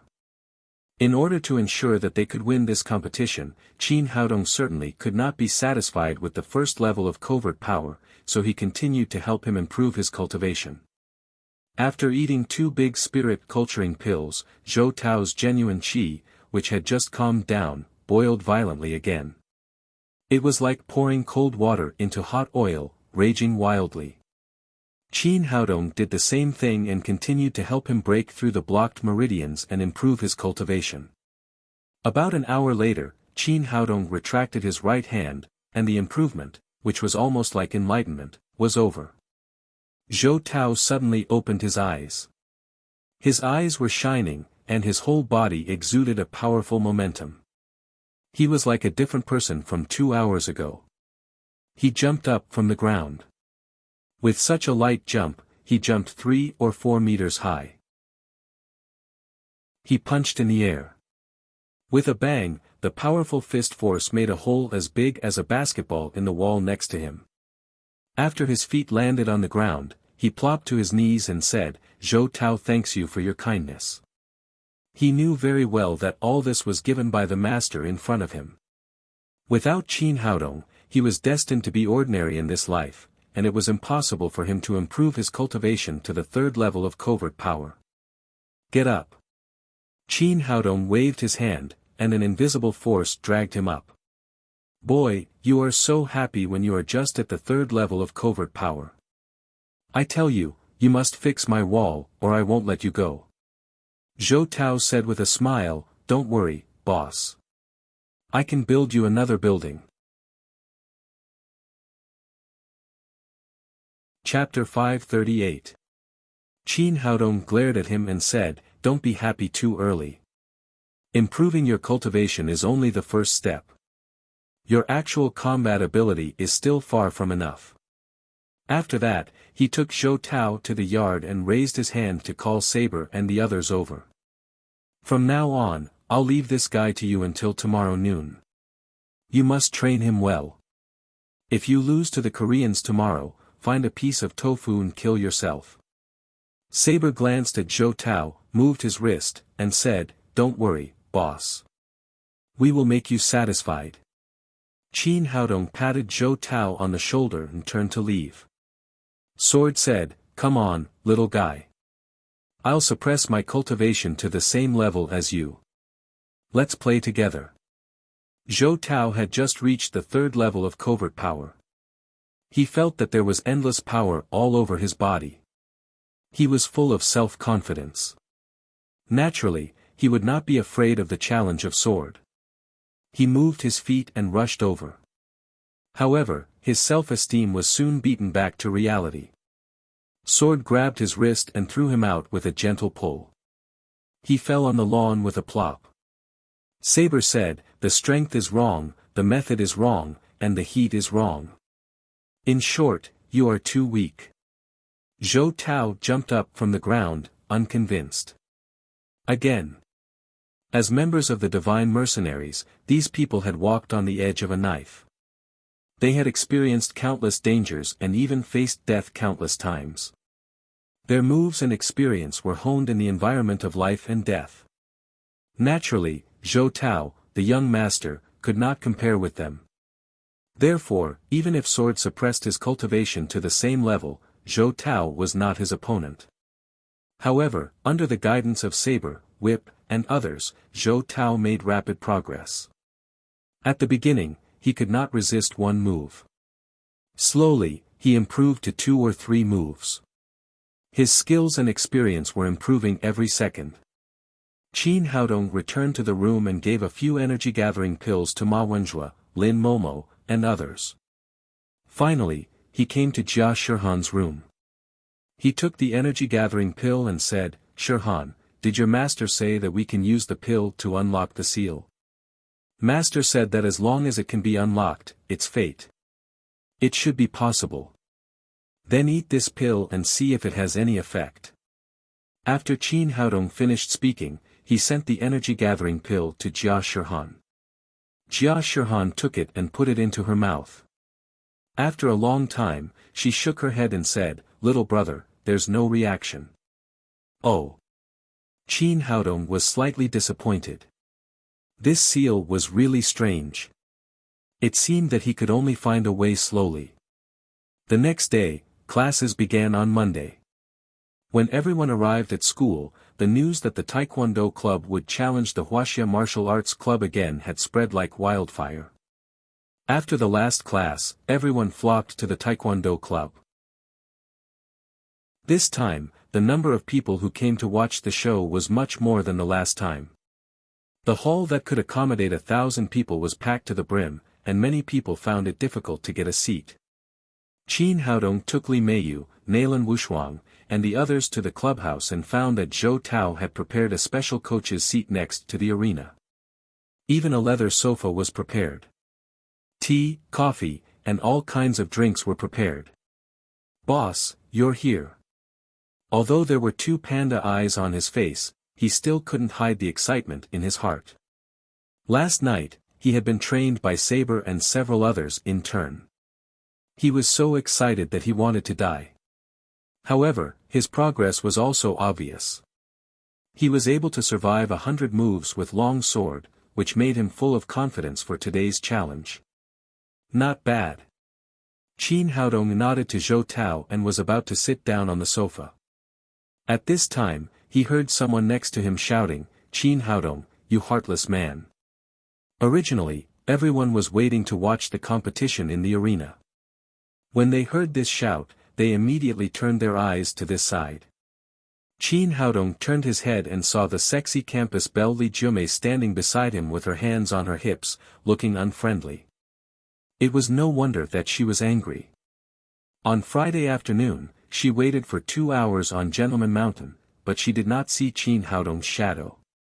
For so many years, it had always been others chasing after her and no one had ever stood her up. Naturally, she was furious. Under the gaze of thousands of people, Qin Haodong was speechless and said in a low voice, "Sister, when did I provoke you? Let me ask you, why did you stand me up?" Li Jiumei's expression changed extremely quickly, from aggressive just now to infinite grievance, like a delicate little wife. "I didn't agree to go at all. How can you say that I stood you up? I don't care. You must apologize to me." Li Jiumei said unruly. It was said that every woman was born to be an actress. Qin Haodong finally saw it. With such good acting skills, she did not need to study at the medical college. It would be better to go directly to the Wuxia Drama Academy. "Sister, I did nothing wrong. Why should I apologize? If you don't apologize, then I will announce in public that I am pregnant with your child." Qin Haodong almost fell to the ground. He really had no way to deal with such a girl who did not follow the rules. He could only hang the white flag. "I'm sorry, madam. It's my fault, okay? That's more like it." Li Jiumei no longer blamed him. She said with a sweet smile, "It just so happens that I can't find a seat. Your sofa is good. I'll accompany you to watch the competition." After that, she held Qin Haodong's arm generously and sat down on a sofa.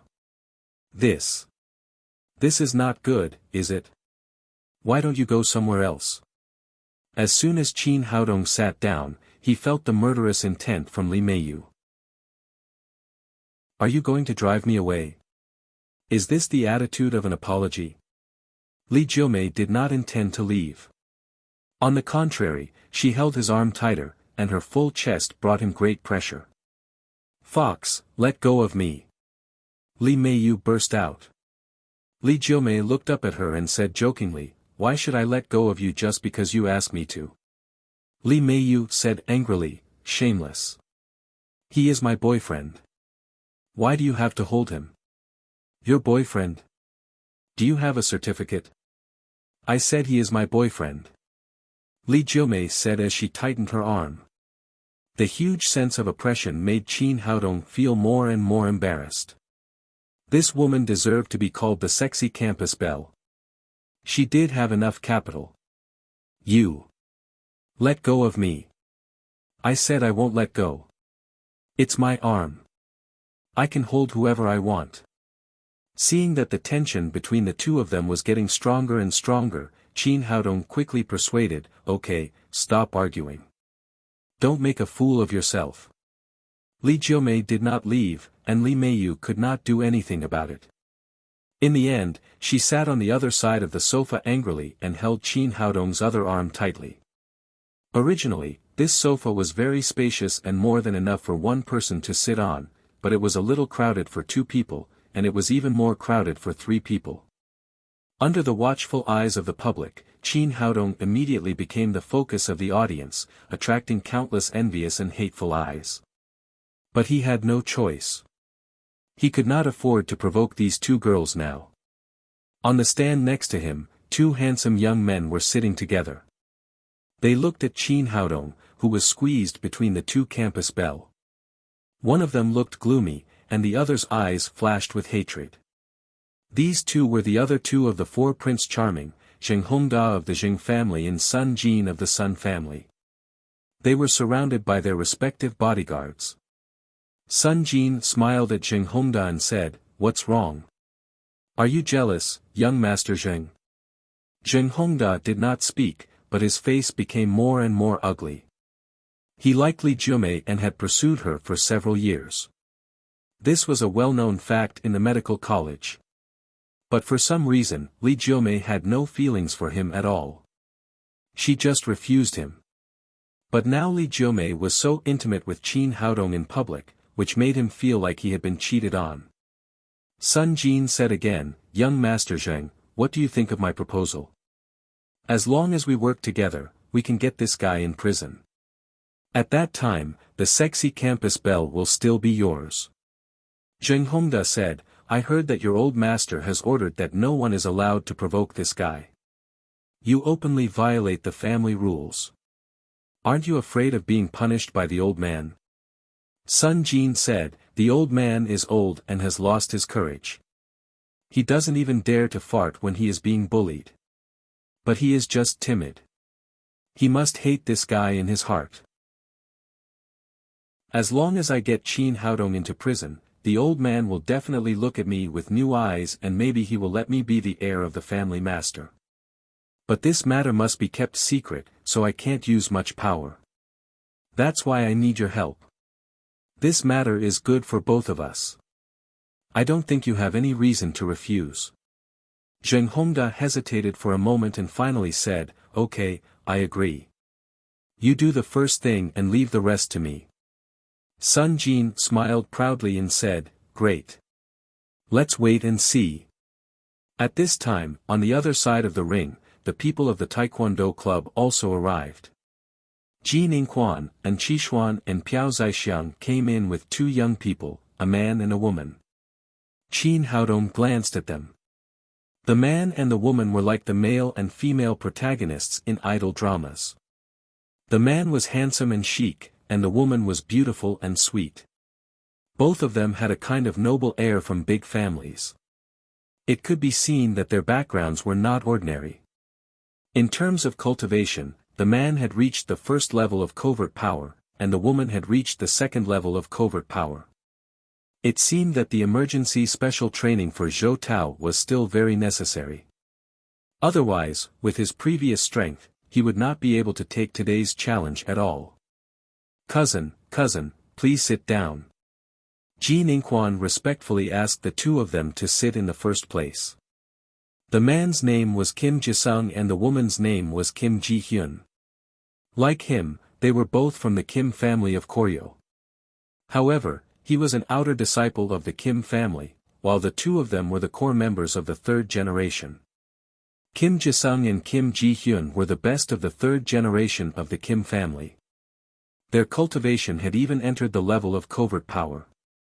This time, they represented the Kim group to participate in a financial summit in Wuxia. In order to get back the face he had lost, Kim Jisung said a lot of good words to invite them to the medical college. This was also the reason why he issued the challenge letter. Kim Jisung said proudly, "Tell Wuxia to prepare for the competition immediately. Our time is very precious. We need to help you deal with these people as soon as possible. There are still many things to do."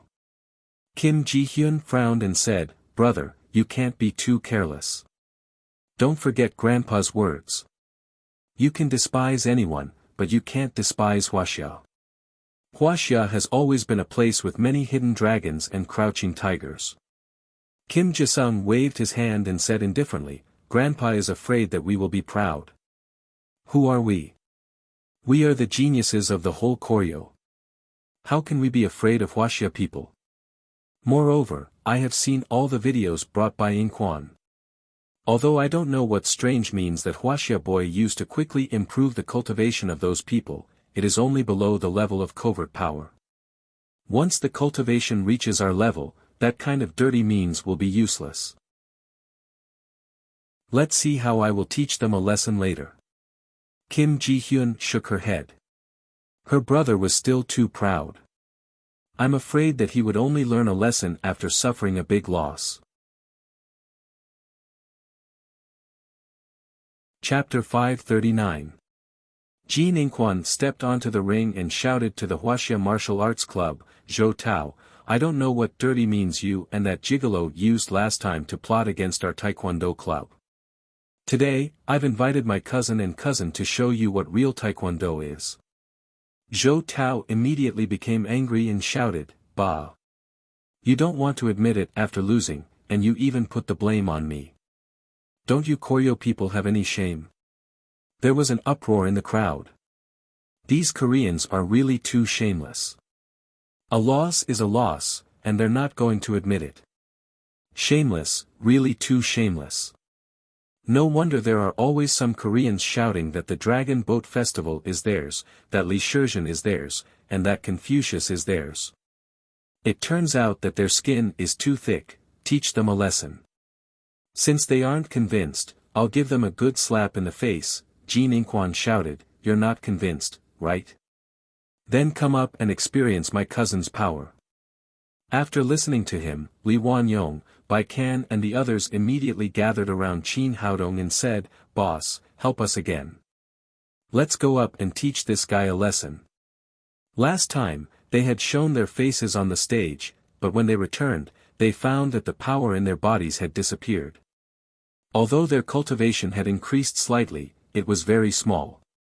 These people knew that it must be Qin Haodong who had helped them, so they came over again to ask their boss to help them recreate the magic.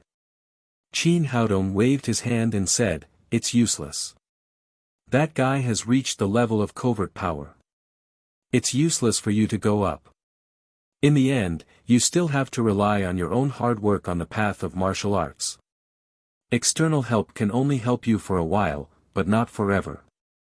The King Kong talisman could improve a person's strength and defense, but it was only limited to the level of obvious strength. It was useless against a master of inward strength." Hearing this, Li Wanyong and the others could only nod and silently retreat to the side. "Don't worry, brothers. There's still me." Zhou Tao said energetically, "Don't worry, everyone. I will teach these guys a lesson for you today." After that, he jumped onto the ring and shouted to Ji Ningquan, no matter who comes today, I will fight against them alone.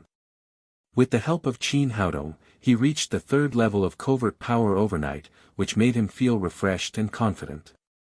Kid, don't be arrogant. Watch how my cousin teaches you a lesson. Kim Yankwon said as he got off the ring. Kim Jisung stepped up and glanced at Zhou Tao with disdain. He had seen the video given by Ji Ningquan before. The guy in front of him was at most at the 8th level of overt power, which was several levels lower than him at the first level of covert power. He said arrogantly, "Boy, don't say that I'm bullying you. I'll let you have 3 moves today." Since this guy was so arrogant, Zhou Tao smiled sinisterly. "You said it. Don't regret it." Kim Jisung said, "Are you kidding? It's not a big deal to deal with an opponent at your level. It's just a waste of time." Below the stage, Kim Ji-hyun frowned again. It seemed that her brother didn't listen to her words at all. He still underestimated the enemy. She didn't know why, but she felt that the young man in front of her wasn't simple. He gave her a great sense of crisis. "Since you're willing, then I won't stand on ceremony." After Zhou Tao finished speaking, he made a gesture of 8 extremes boxing, and then punched out fiercely. Kim Jisung raised his left hand and gently pushed it out. In his opinion, even 50% of his strength was more than enough to deal with a player at the level of overt power. Therefore, he didn't use all his strength this time. But when his palm touched Zhou Tao's arm, it was like touching a mountain. He couldn't move it at all. "What's going on?" Kim Jisung suddenly panicked. Seeing that the fist was already in front of him, he was so flustered that he forgot the promise of letting Zhou Tao make 3 moves. He raised his right hand and also punched. With a muffled bang, the 2 fists collided. Kim Jisung felt as if his punch had hit a train that was speeding towards him. A huge force hit him, causing him to fly into the air and directly fall off the arena. 1 move. With just 1 move, Kim Jisung, who had just been arrogant, was knocked off the ring. Seeing that Zhou Tao had won so easily, the whole audience was thunderous and everyone cheered. Wuxia Kung Fu is the best in the world. Taekwondo is not worth mentioning at all, Zhou Tao said proudly to Qin Haodong. "Boss, how was it? Did I do well?" Qin Haodong rolled his eyes at him and said, "You defeated such an arrogant waste. What's there to be proud of? When we go back, I'll ask Saber to give you more food." Zhou Tao's face suddenly turned bitter. In the stands, Zheng Hongda said, "When did this guy become so powerful? If he defeats all the Koreans, your plan won't be easy to implement." Sun Jin said, "Don't worry. I have a backup plan. I'll let Qin Haodong come to the ring and then send him to prison." As soon as Kim Yankwon stepped down from the ring, he turned around and wanted to see how his cousin would teach Zhou Tao a lesson. But before he could see the situation on the ring, Kim Jisung fell in front of him. What's going on?" He couldn't believe his eyes. Kim Jisung was known as a martial arts genius in Koryo. Although he was not as good as the genius girl Kim Ji-hyun, he had reached the level of covert power at his age. He was definitely one of the best among his peers. But such a person was knocked out of the ring as soon as he went up. When did Zhou Tao become so powerful? The Taekwondo Club and the Wuxia Martial Arts Club had been fighting against each other for so many years. He knew Zhou Tao's skills very well. How could a person who was not even as good as him defeat his cousin, who was at the level of covert power, in the blink of an eye? Toy boy, it must be that toy boy. If it weren't for him, Zhou Tao would never have become so powerful. Kim Jisung lay on the ground. First, he was punched, and then he fell heavily. His whole body was in pain. He struggled a few times but failed to stand up. He was an extremely arrogant person. This punch not only injured his physical body, but also shattered his arrogant heart. Seeing that Kim Yankwon was standing there in a daze and had no intention of helping him, he couldn't help but vent all his anger on him. "What are you doing? Why aren't you helping me up?" Only then did Kim Yankwon come to his senses. He hurriedly helped Kim Ji-sung up and helped him sit on a chair. Kim Ji-hyun came over and asked with concern, "Brother, are you okay?" "I'm fine. I don't believe that I can't beat this Wuxia boy." Kim Ji-sung struggled to stand up and wanted to go to the ring again. He was really not convinced that he had lost. "Well, brother, you are really no match for that person." She saw it clearly from the audience. Although Zhou Tao had won by some tricks, Kim Ji-sung was still no match for him if they fought head-on. Kim Ji-sung stopped and cried, "Sister, you must avenge me."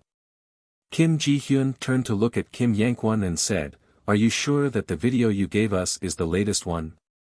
Kim Yankwon said, "Cousin, those videos were recorded last Friday. There is absolutely no falsehood." Kim Ji-hyun frowned and said, "It's really strange. Then why has this person's skill improved so much? Even if I go up, I'm not sure that I can win." Kim Yankwon gritted his teeth and said, "It must be that toy boy's trick. Last time, we were also defeated by him." At this time, he felt very strange. It was obvious that Chin Haodong had not even been on the ring, but their taekwondo club had been defeated by this person one after another. Kim Ji-hyun looked at Chin Haodong, who was hugging women on both sides. She had seen this man in the video last Friday. With just a few words of advice, the Wuxia Martial Arts Club had defeated the Taekwondo Club. This kind of magical ability was really amazing. Now she saw Chin Haodong in person, but she couldn't see any aura of a warrior. If it was really him who had improved Zhou Tao's cultivation from the overt power to the covert power in only 2 days, how powerful would this person be? If she knew that Chin Haodong had only used 2 hours to improve Zhou Tao from the 8th level of the overt power to the 3rd level of the covert power, she didn't know how surprised she would be. Kim Ji-sung cried, "Sister, you are too cautious. If that guy hadn't cheated, I wouldn't have lost. You must be able to defeat him. I'll give it a try." At this point, Kim Ji-hyun could only choose to fight on the ring. Zhou Tao stood on the ring and saw a super beauty coming up. He smiled playfully and said, "Beauty, are you here to give me flowers or ask for my autograph? Do you want to pursue me because I'm so handsome? Cut the crap. I want to challenge you." Kim Ji-hyun said and made a taekwondo starting gesture. Zhou Tao said, "Is there no one in your country? How can you let a woman come up? I never hit a woman. If you don't want to fight, you will admit defeat. Well, I'll make an exception for you." After Zhou Tao said that, he made a boxing gesture of 8 extremes boxing. Kim Ji-hyun didn't talk nonsense. Her steps were like butterflies arranging flowers. In the blink of an eye, she came to Zhou Tao. Then, with a sharp whistling sound, she kicked Zhou Tao's face hard with her slender legs. Zhou Tao was secretly shocked. This woman's cultivation was even higher than Kim Ji-sung's. Judging from the strength of this kick, it was no worse than a man's. He quickly lowered his head and dodged the kick. However, Kim Ji-hyun's change of moves was extremely fast. After kicking in the air, she did not withdraw her leg. Instead, she drew a beautiful arc in the air and turned it into a side kick to his chest. Zhou Tao used an iron bridge, leaned back 90 degrees, and dodged the kick again. Kim Ji-hyun's left leg fell, and with the help of the momentum, her body flew 360 degrees in the air, and her right leg chopped down. "Oh my God, this little girl is really powerful." As soon as Zhou Tao raised his head, he saw another kick coming. It was impossible to dodge, so he could only punch up with both fists and take the kick head-on. When the fists and legs collided, he was shaken back 2 or 3 steps. He was secretly shocked by Kim Ji-hyun's skillful moves. If it hadn't been for the devil training of the divine mercenaries last night, he might have been defeated by this little girl. Then the two of them fought together. Although Kim Ji-hyun's cultivation was one level lower, she had practiced for many years, had rich fighting experience, and her moves were exquisite. For a time, she was on par with Zhou Tao.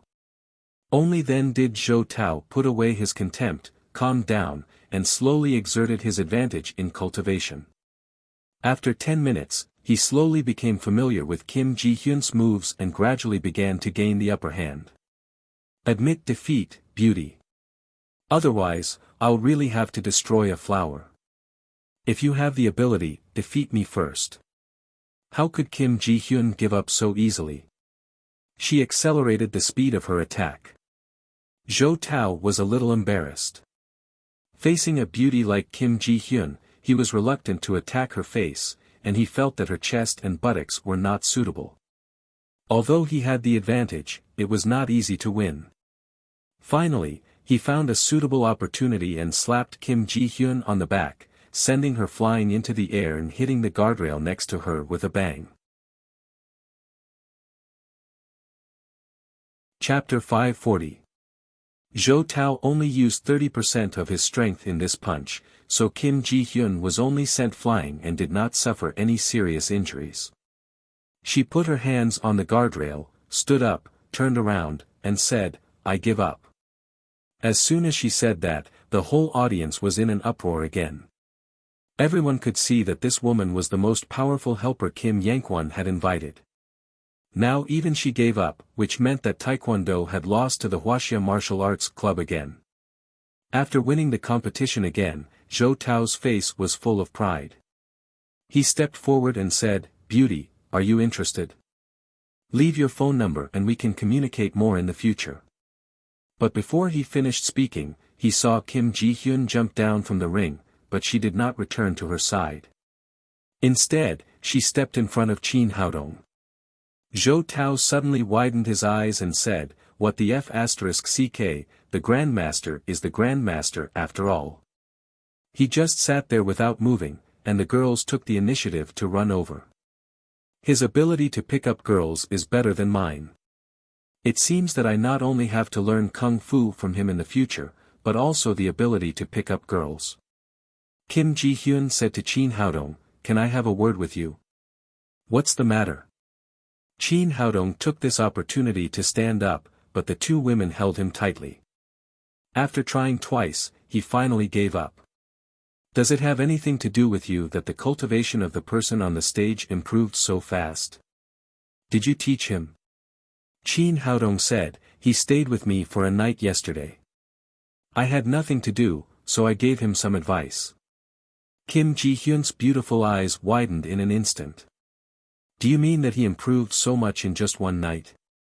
She was known as a genius girl in choreo. Kim Ji-sung's pride was on the surface, but her pride was in her heart. She had never been convinced by anyone for so many years. But the young man in front of her didn't look older than her.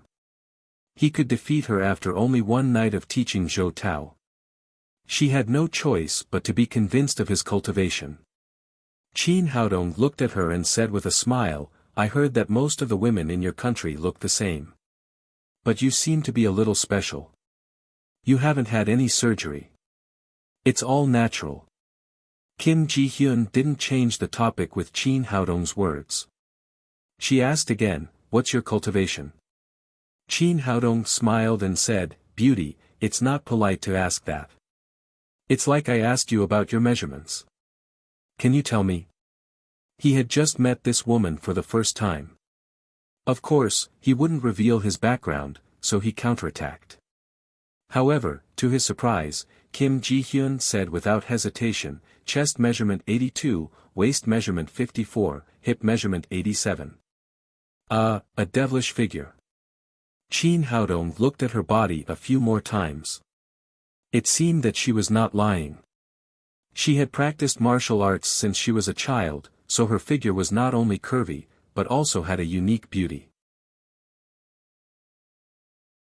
He was the president of the Karate Association of Shanghai Medical College, Mitsui Jiro. However, this man had always been low-key, and his cultivation was much lower than that of Qin Haodong and Kim Yankwon. He was barely at the 5th or 6th level of overt power. Today, he suddenly ran to the stage and shouted. He even challenged Wuxia Kung Fu and Taekwondo together. Kim Yanquan had just lost today's game, and he was so angry that he had nowhere to vent his anger. Seeing Mitsui Jiro belittling Taekwondo, he immediately shouted, "How dare you be so arrogant here with your karate? If you have the ability, fight with me." Mitsui Jiro sneered and said, "You were just beaten like a dog by the Wuxia people. What are you shouting for? If you want to challenge me, you can. Today, my brother Mitsui Aina is here. If you are not convinced, just come up to the stage and I will show you what authentic neon karate is." After that, he turned around and left the stage. Another neon man in a karate uniform came up to the stage. It was Mitsui Aina, Mitsui Jiro's brother. Qin Haodong frowned slightly. This guy had reached the 6th level of covert power. As long as he made a little more progress, he could become a superior ninja of neon. In the stands, Zheng Hongda said, "Is this the last move you prepared?" Sun Jin said with a smile, "Of course. How can I bet all my trump cards on those guys? It turns out that they are really disappointing. They don't even have the qualification to let Qin Haodong come up to the stage." Mitsui Aina stood in the ring and glanced at the crowd contemptuously. He said in stiff Wuxia language, "I'm standing here today. If you have the ability, you can defeat me. Isn't it just neon karate? What's there to be arrogant about? Let me do it." A figure jumped onto the ring. It was Kim Jisung, who had just been beaten down. This guy's injury was not too serious. After resting for a while, he had almost recovered. However, he had nowhere to vent his anger, so he wanted to vent it on Mitsui Aina. Mitsui Aina glanced at Kim Jisung disdainfully and said, "Useless thing. You have just been beaten like that. I really don't know who gave you the courage to challenge the warriors of Neon. You're courting death. Take this." Kim Jisung shouted and his right leg flew up into the air. Like a huge long whip, he slapped Mitsui Ina's head fiercely. "You're just a grain of rice. How dare you shine?" Mitsui Ina seemed to have studied Wuxia culture very well. After using an idiom, his right leg also flew up fiercely.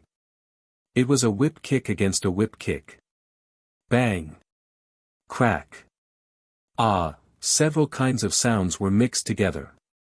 Then Kim Jisung flew back like a broken sack, and his right leg had turned into a V-shape. Qin Haodong shook his head. There was no suspense in this kind of competition between the 1st level of covert power and the 6th level of covert power. However, this guy was really ruthless and directly broke Kim Jisung's leg. "Brother!" Seeing that Kim Jisung was injured, Kim Ji-hyun rushed over and helped him up from the ground. Zhou Tao, who had just walked down from the stage, said, "Boss, I'll go up and teach this guy a lesson." Qin Haodong pushed Li Jiumei and Li Meiyu away, grabbed his arm and said, "You're too weak. You're no match for this guy. Let me do it." After that, he stepped toward the ring. In the stands, Zheng Hongda said, "Is this the last move you've prepared?" Sun Jin said proudly, "How about it? Did you force Chen to come up to the stage?" Zheng Hongda nodded and said, "Yes, he's a master." "Where did you find him?" Sun Jin said, "There's nothing that can't be done with money. It cost me 10 million yuan to hire this guy." Zheng Hongda said, "This guy is really powerful, but aren't you afraid that he'll be too powerful and directly destroy Qin Haodong?" Sun Jin said with a smile, "Isn't that better? You can directly destroy Qin Haodong, and you won't have to do it. But that's impossible. If he only had that little ability, he wouldn't have scared my old man like that. Although he didn't do anything in our Sun family, according to the speculation of the experts in our family, this guy's cultivation is at least above the supreme power realm. So if we want to defeat him, it's up to you, young Master Zheng." Zheng Hongda said, "Don't worry, I've already prepared people. They're waiting outside." When the time is right, they'll come in and arrest him. Qin Haodong didn't know this. He walked up to the ring step by step, attracting the attention of all the people present. Many people knew that he was an expert, and many people knew that he was very powerful, but no one knew where his true strength lay. Now they could finally see him make a move. Everyone was looking forward to him teaching this arrogant Japanese a lesson. When he came to Mitsui Aina, Qin Haodong said, "I'll give you a chance. Now bow your head and apologize, and then get out of here immediately." "Boy, how dare you talk to me like this? Are you tired of living?"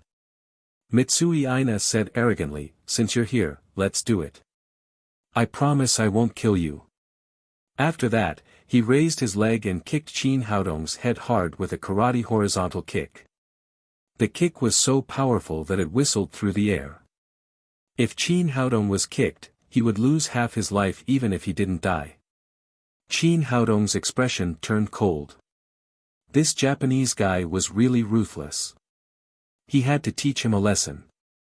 Thinking of this, he lifted his right leg slightly and kicked at Mitsui Ina's leg. Bang! Crack! Ah, the sound of a broken leg rang out again. This was simply a replay of the scene where Mitsui Ina had just kicked Kim Jisung. His calf had also been kicked by Qin Haodong.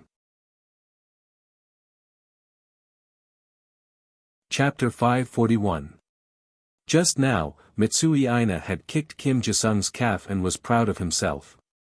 Unexpectedly, just a few minutes later, his calf was broken by Qin Haodong. After a short silence, the audience burst into warm applause.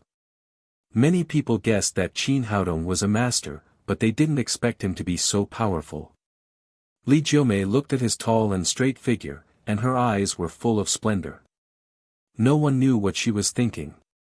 Mitsui Ina held his injured calf and kept wailing and rolling on the arena. This time, he came to Wuxia with a business delegation from Neon to participate in the business summit in Shanghai. Last night, Mitsui Jiro found him and said that he would go to the Shanghai Medical College to fight and show the power of Neon Taekwondo. He could also get 10 million yuan. Of course, he would not refuse such a good thing, so he sneaked out. Originally, he thought that there would be no masters among these students and he could play whatever he wanted, but he didn't expect that the young man in front of him was so good that he had no ability to resist. Kim Jisung was just about to leave the Taekwondo club with the help of Kim Yankwon, but he saw the scene in the arena. He couldn't help but open his mouth in shock and his heart was in turmoil.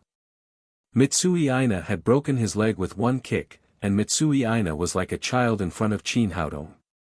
How big was the gap between him and Qin Haodong? It was unimaginable. Wouldn't it mean that Qin Haodong could break his meridians with a single leg hair? It was the first time that Zhou Tao had seen Qin Haodong fight, and he was extremely excited. His grandmaster was really amazing. If he could have half of his cultivation, he would be satisfied. Sun Jin and Zheng Hongda sat on the stage. After the shock, a trace of ruthlessness flashed across their faces. Zheng Hongda picked up his mobile phone and sent a message.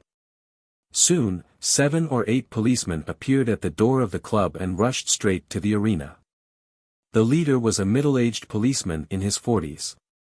After checking Mitsui Ina's injury, he turned to Qin Haodong and said, "I'm Pan Shiji, the captain of the criminal police team in Xiqing district. Now you are suspected of intentional injury. Come back to the police station with me for investigation." Zhou Tao immediately jumped onto the arena and said to Pan Shiji, "What are you doing? We are fighting here. It's normal for some injuries. Why do you arrest him?" Pan Shiji said coldly, "We are enforcing the law. We don't care if you are having a martial arts competition or not." Qin Haodong's face immediately darkened. Pan Shiji was the captain of the crime squad in Xiqing district, and the medical college was in Dongqing district. Not to mention his cross-border law enforcement, it was impossible for him to catch up by plane if he hadn't prepared in advance. Therefore, this was obviously a trap aimed at him. If he took out the certificate of an elder of the Xianyuan Pavilion, he could immediately solve the immediate predicament, but that would give the mastermind behind the scenes an advantage. Maybe that guy would make some evil moths. Since the other party had set up a trap, then he would make it bigger. He stopped the young master of the Zhou family who was about to explode. This is normal law enforcement. Don't make things difficult for him. Zhou Tao said anxiously, but, Qin Haodong said, no buts. We'll listen to the arrangement of the police. Pan Shiji secretly heaved a sigh of relief. He was also afraid of causing public anger here. Once these students were angered, it would really be difficult to deal with. Seeing that Qin Haodong gave in, he waved his hand to the policeman behind him and said, cuff him and take him away. 2 policemen stepped forward and handcuffed Qin Haodong. At this moment, Kim Ji-hyun jumped onto the ring, stopped Pan Shiji and said, wait a minute, it's also a competition, and his leg was also broken. Why did you only take Mr. Qin away? My brother's leg was also broken just now. Why didn't you take the murderer away with you?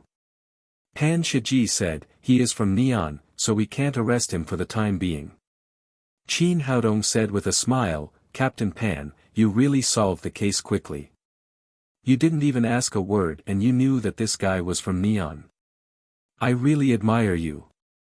Pan Shiji was embarrassed. He knew that he had spilled the beans in a hurry. He quickly waved his hand to the 2 policemen and said, take him away. Qin Haodong smiled at Kim Ji-hyun and said, don't worry, I'll be fine. Although he hated people from Koryo, this little girl could stand up for him at a critical time, which left him a good impression. He followed Pan Shiji into the police car and drove away from the medical college in a flash. At the Taekwondo club, Sun Jin and Zheng Hongda looked at each other and smiled, their eyes full of pride. In particular, Sun Jin was secretly proud. He thought to himself, no matter how good your skills are, you are still played by me in the end. When you go to prison, don't think about coming out again in this life. He said, Mr. Zheng, we have nothing to do anyway.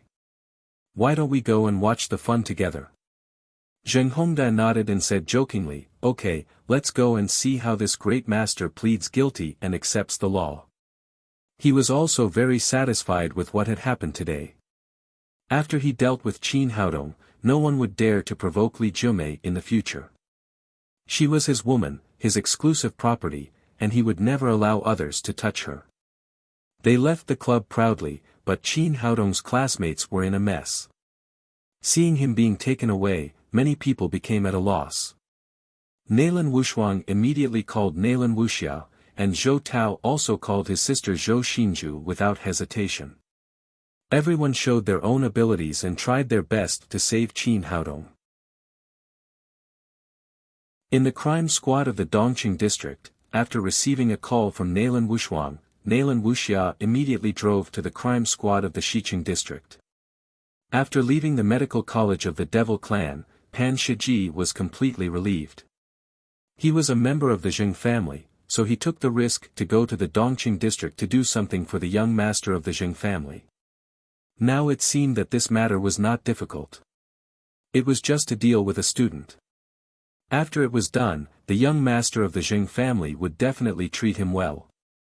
It could be said that this was a rare good job.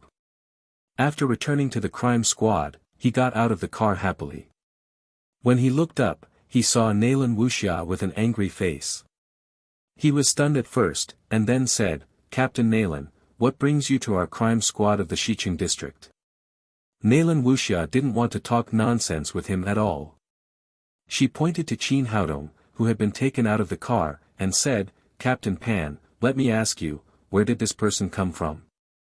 Pan Shiji's expression changed, and he said with a cold face, Captain Nailan, we, the crime squad of the Xiqing district, handle a case and report to you, right? Nailan Wuxia sneered and said, what? Don't you dare to say it?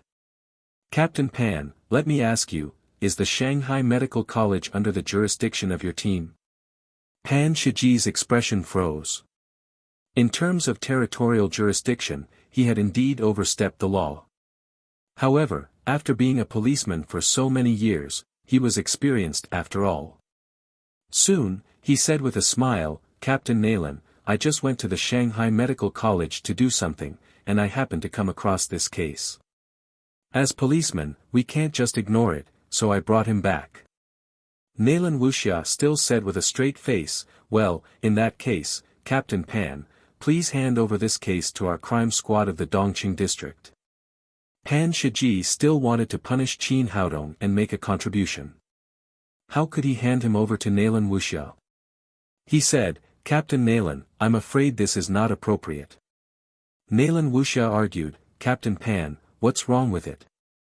This is originally a case of our Dongqing district, and it's not your Xiqing district's turn to handle it." Pan Shiji's face became cold this time. "Captain Nayland, don't think that I don't know that you have an unclear relationship with this guy. In order to prevent you from playing favorites, it's more appropriate to leave this case to our Xiqing district."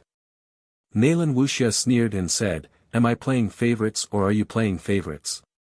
You even know the relationship between the suspect and me so quickly. Is it possible that Captain Pan can predict that Qin Haodong is going to commit a crime, or is there something else?"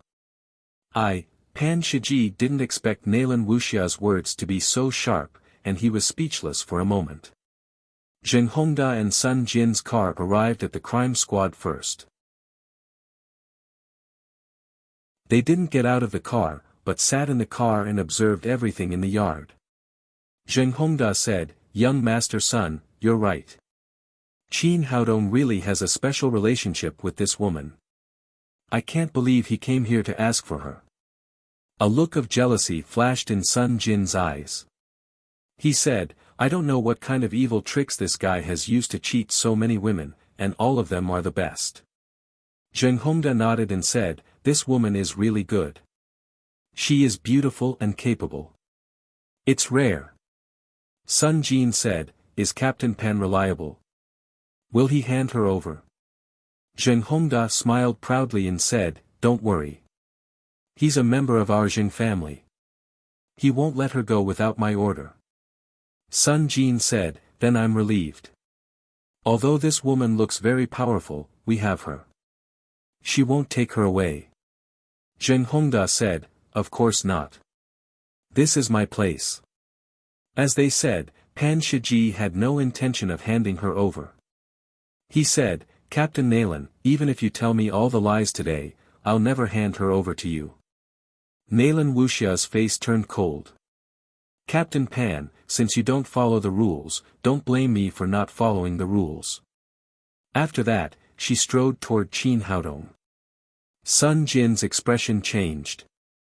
What is this woman going to do? Is she going to take him away? Nayland Wuxia's action was beyond everyone's expectation.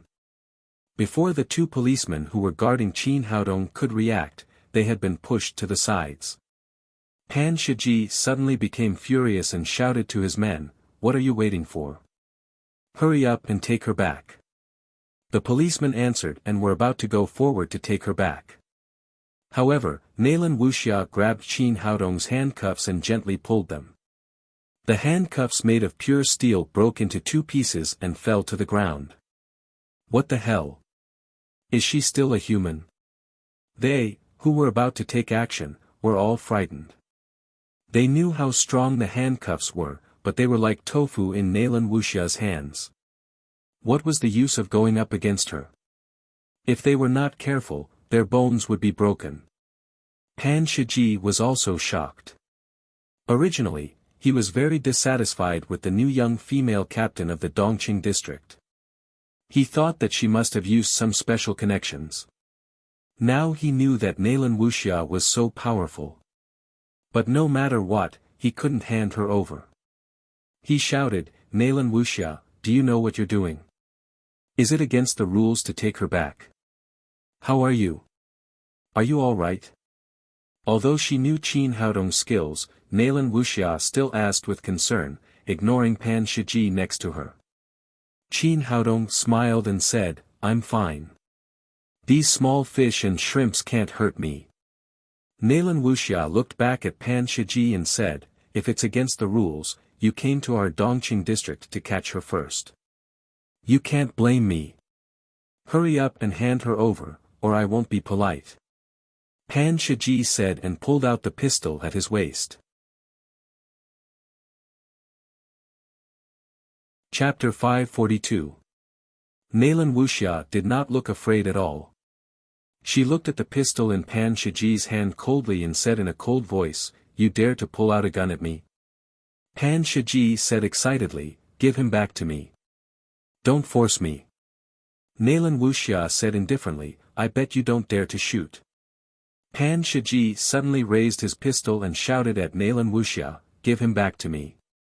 Nalan Wuxia said with a murderous look, "What if I don't?" She had reached the 5th level of covert power. With full concentration, she could completely avoid shooting her vital parts. As long as Pan Shiji dared to shoot at her, she would immediately kill him. The policemen next to them were scared silly. The captains of the 2 criminal police teams in Dongqing District and Xiqing District had never pulled out their guns at each other before. Just when the scene was in a deadlock, a siren suddenly sounded. 4 or 5 police cars drove into the yard of the criminal police unit in a row. After the car stopped, Director Dong Bicheng jumped out of the car, followed by Zhou Xinju, the eldest daughter of the Zhou family. "Put the gun down, Pan Shiji. Are you crazy? How dare you pull out a gun at your own people?" After getting out of the car, Dong Bicheng immediately flew into a rage when he saw the scene in front of him. He waved his hand to the 2 policemen behind him and said, "Take his gun away." The 2 policemen stepped forward and took Pan Shiji's pistol.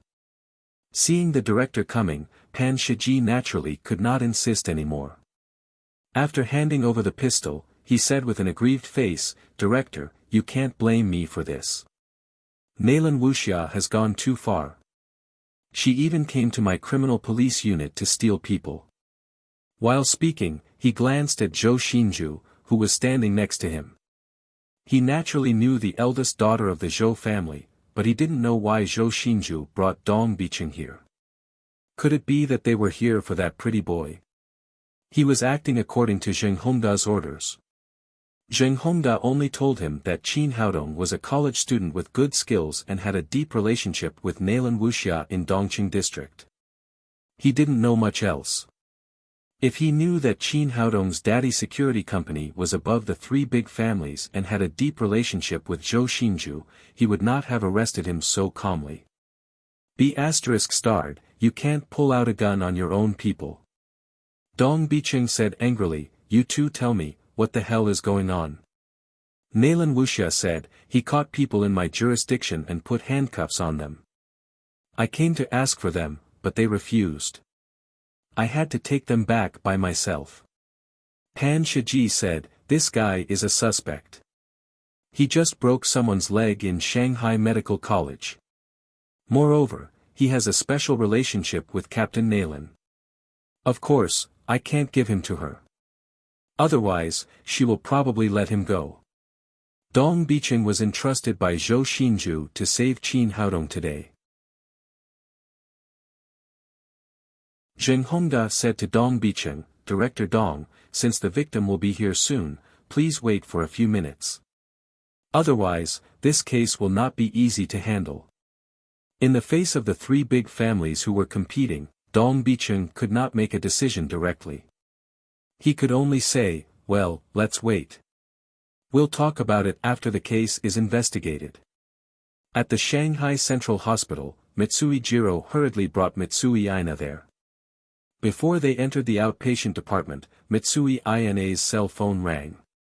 After taking a look at the phone number, Mitsui Ina quickly pressed the answer button. Although he was in pain, he still said respectfully, "Master, what can I do for you?" A cold voice came from the other side of the phone, "You are not allowed to go out at will during the summit. Have you forgotten?" Cold sweat suddenly broke out on Mitsui Ina's forehead. "Master, I just went to the Shanghai Medical College to see my brother." The person on the other side of the phone said, "I don't want to listen to your explanation. Get back here right now." Mitsui Ina looked at his broken leg and said awkwardly, "Master, someone just broke my leg at school. I'm now being treated in the hospital. What? Someone dared to break your leg? The person on the phone said, tell me your address. Mitsui Aina did not dare to disobey that person's order. He quickly sent his location. After hanging up the phone, Mitsui Jiro said excitedly, Big brother, is the master coming? Mitsui Aina nodded. Mitsui Jiro said again, the master will definitely seek justice for you, big brother. I believe that guy will be severely punished. Mitsui Aina said, that's true. The master is the most protective of our family members. He will definitely be furious when he sees me beaten like this. Maybe he will personally deal with that guy. Mitsui Jiro said, Big brother, I heard that the master has reached the level of 3rd grade Saint Ninja. Is that true? Mitsui Aina said proudly, of course. If the master hadn't reached the level of 3rd grade Saint Ninja, how could our Yagyu family have the glory we have today? About 5 minutes later, 7 or 8 people appeared in front of the emergency room. The leader was a tall neon woman. She came to Mitsui Aina, looked at his broken leg and asked, tell me, what happened? Master, I went to the Shanghai Medical College to see my brother. I saw someone belittling our neon karate, so I went on stage to compete with him. I didn't expect that guy to break my leg. Mitsui Aina said with an aggrieved expression, Master, I've embarrassed you, but please seek justice for me. You must make that guy pay the price. The neon woman was calm at first. When she heard Qin Haodong's name, her expression immediately changed. She asked in a cold voice, what's the name of the man who broke your leg? His name is Qin Haodong. He's a very arrogant guy. Mitsui Aina originally wanted to slander Qin Haodong more, but before he could finish speaking, he felt a pain on his face. A series of big slaps had landed on his face. He was completely stunned and looked at the neon woman with a confused face. The neon woman was Yagyu Yukaim, the master of the Yagyu family. When she heard that her men had offended her master, she immediately said with a murderous look, go and win Mr. Qin's forgiveness now. Otherwise, there will only be one result, and that is death. The Mitsui brothers almost peed their pants. They had never dreamed that this young man from Wuxia would have a relationship with their master, and it seemed to be very unusual. Mitsui Aina said with an embarrassed expression, Master, Mr. Qin has been arrested by the Wuxia police. What did you say? Hearing that Qin Haodong had been arrested, Yagyu Yukaim's body suddenly burst out with a powerful momentum, which made the Mitsui brothers breathless. Tell me, what's going on? If you dare to hide anything, I will immediately destroy your family. The Mitsui family was not a direct descendant of the Yagyu family, but a subsidiary family of theirs. Seeing that Yagyu Yukaim was so angry, the Mitsui brothers were scared out of their wits. They no longer dared to hide anything and told her everything about the deal between Sun Jin and Mitsui Jiro. In the end, Mitsui Jiro said tremblingly, Master, we really didn't know that Mr. Qin was your friend. Otherwise, we wouldn't have done it. As the master of the Yagyu family, Yagyu Yukaim's mind was naturally not simple. She immediately understood that this was a trap set up by Sun Jin for Qin Haodong. You two go to the Wuxia police station now and explain what happened to your leg. No matter if it was broken by a fall or a kick, no matter what, you can't say that it was Mr. Qin who broke it. If Mr. Qin is arrested and sent to prison, then you two will commit suicide to apologize. Yes, Master. The Mitsui brothers knew that they had caused a terrible disaster, so they quickly agreed. At this moment, Mitsui Jiro's phone rang. It was Sun Jin, who asked him to take Mitsui Aina to the crime squad in Shicheng district immediately to testify. Under Yagyu Yukaim's murderous eyes, Mitsui Aina did not care about treating his injury. He dragged a broken leg into the car and hurried to the crime squad in Shicheng district with Mitsui Jiro. Seeing them get out of the car, Sun Jin immediately shouted excitedly, the injured is here. Director Dong, look, Mr. Mitsui's leg hasn't been treated yet, but he came to testify. It can be seen how angry he is about this case. Zheng Hongda then said, Director Dong, the victim is a friend of Neon. We must treat this case carefully. At this moment, Mitsui Ina jumped over with the help of Mitsui Jiro and shouted, my leg injury has nothing to do with others. I broke it myself. You're tuning into the Han Li's Wuxia Chronicles YouTube channel. We're so grateful for your support, and don't forget to subscribe to join us on this incredible journey through captivating stories.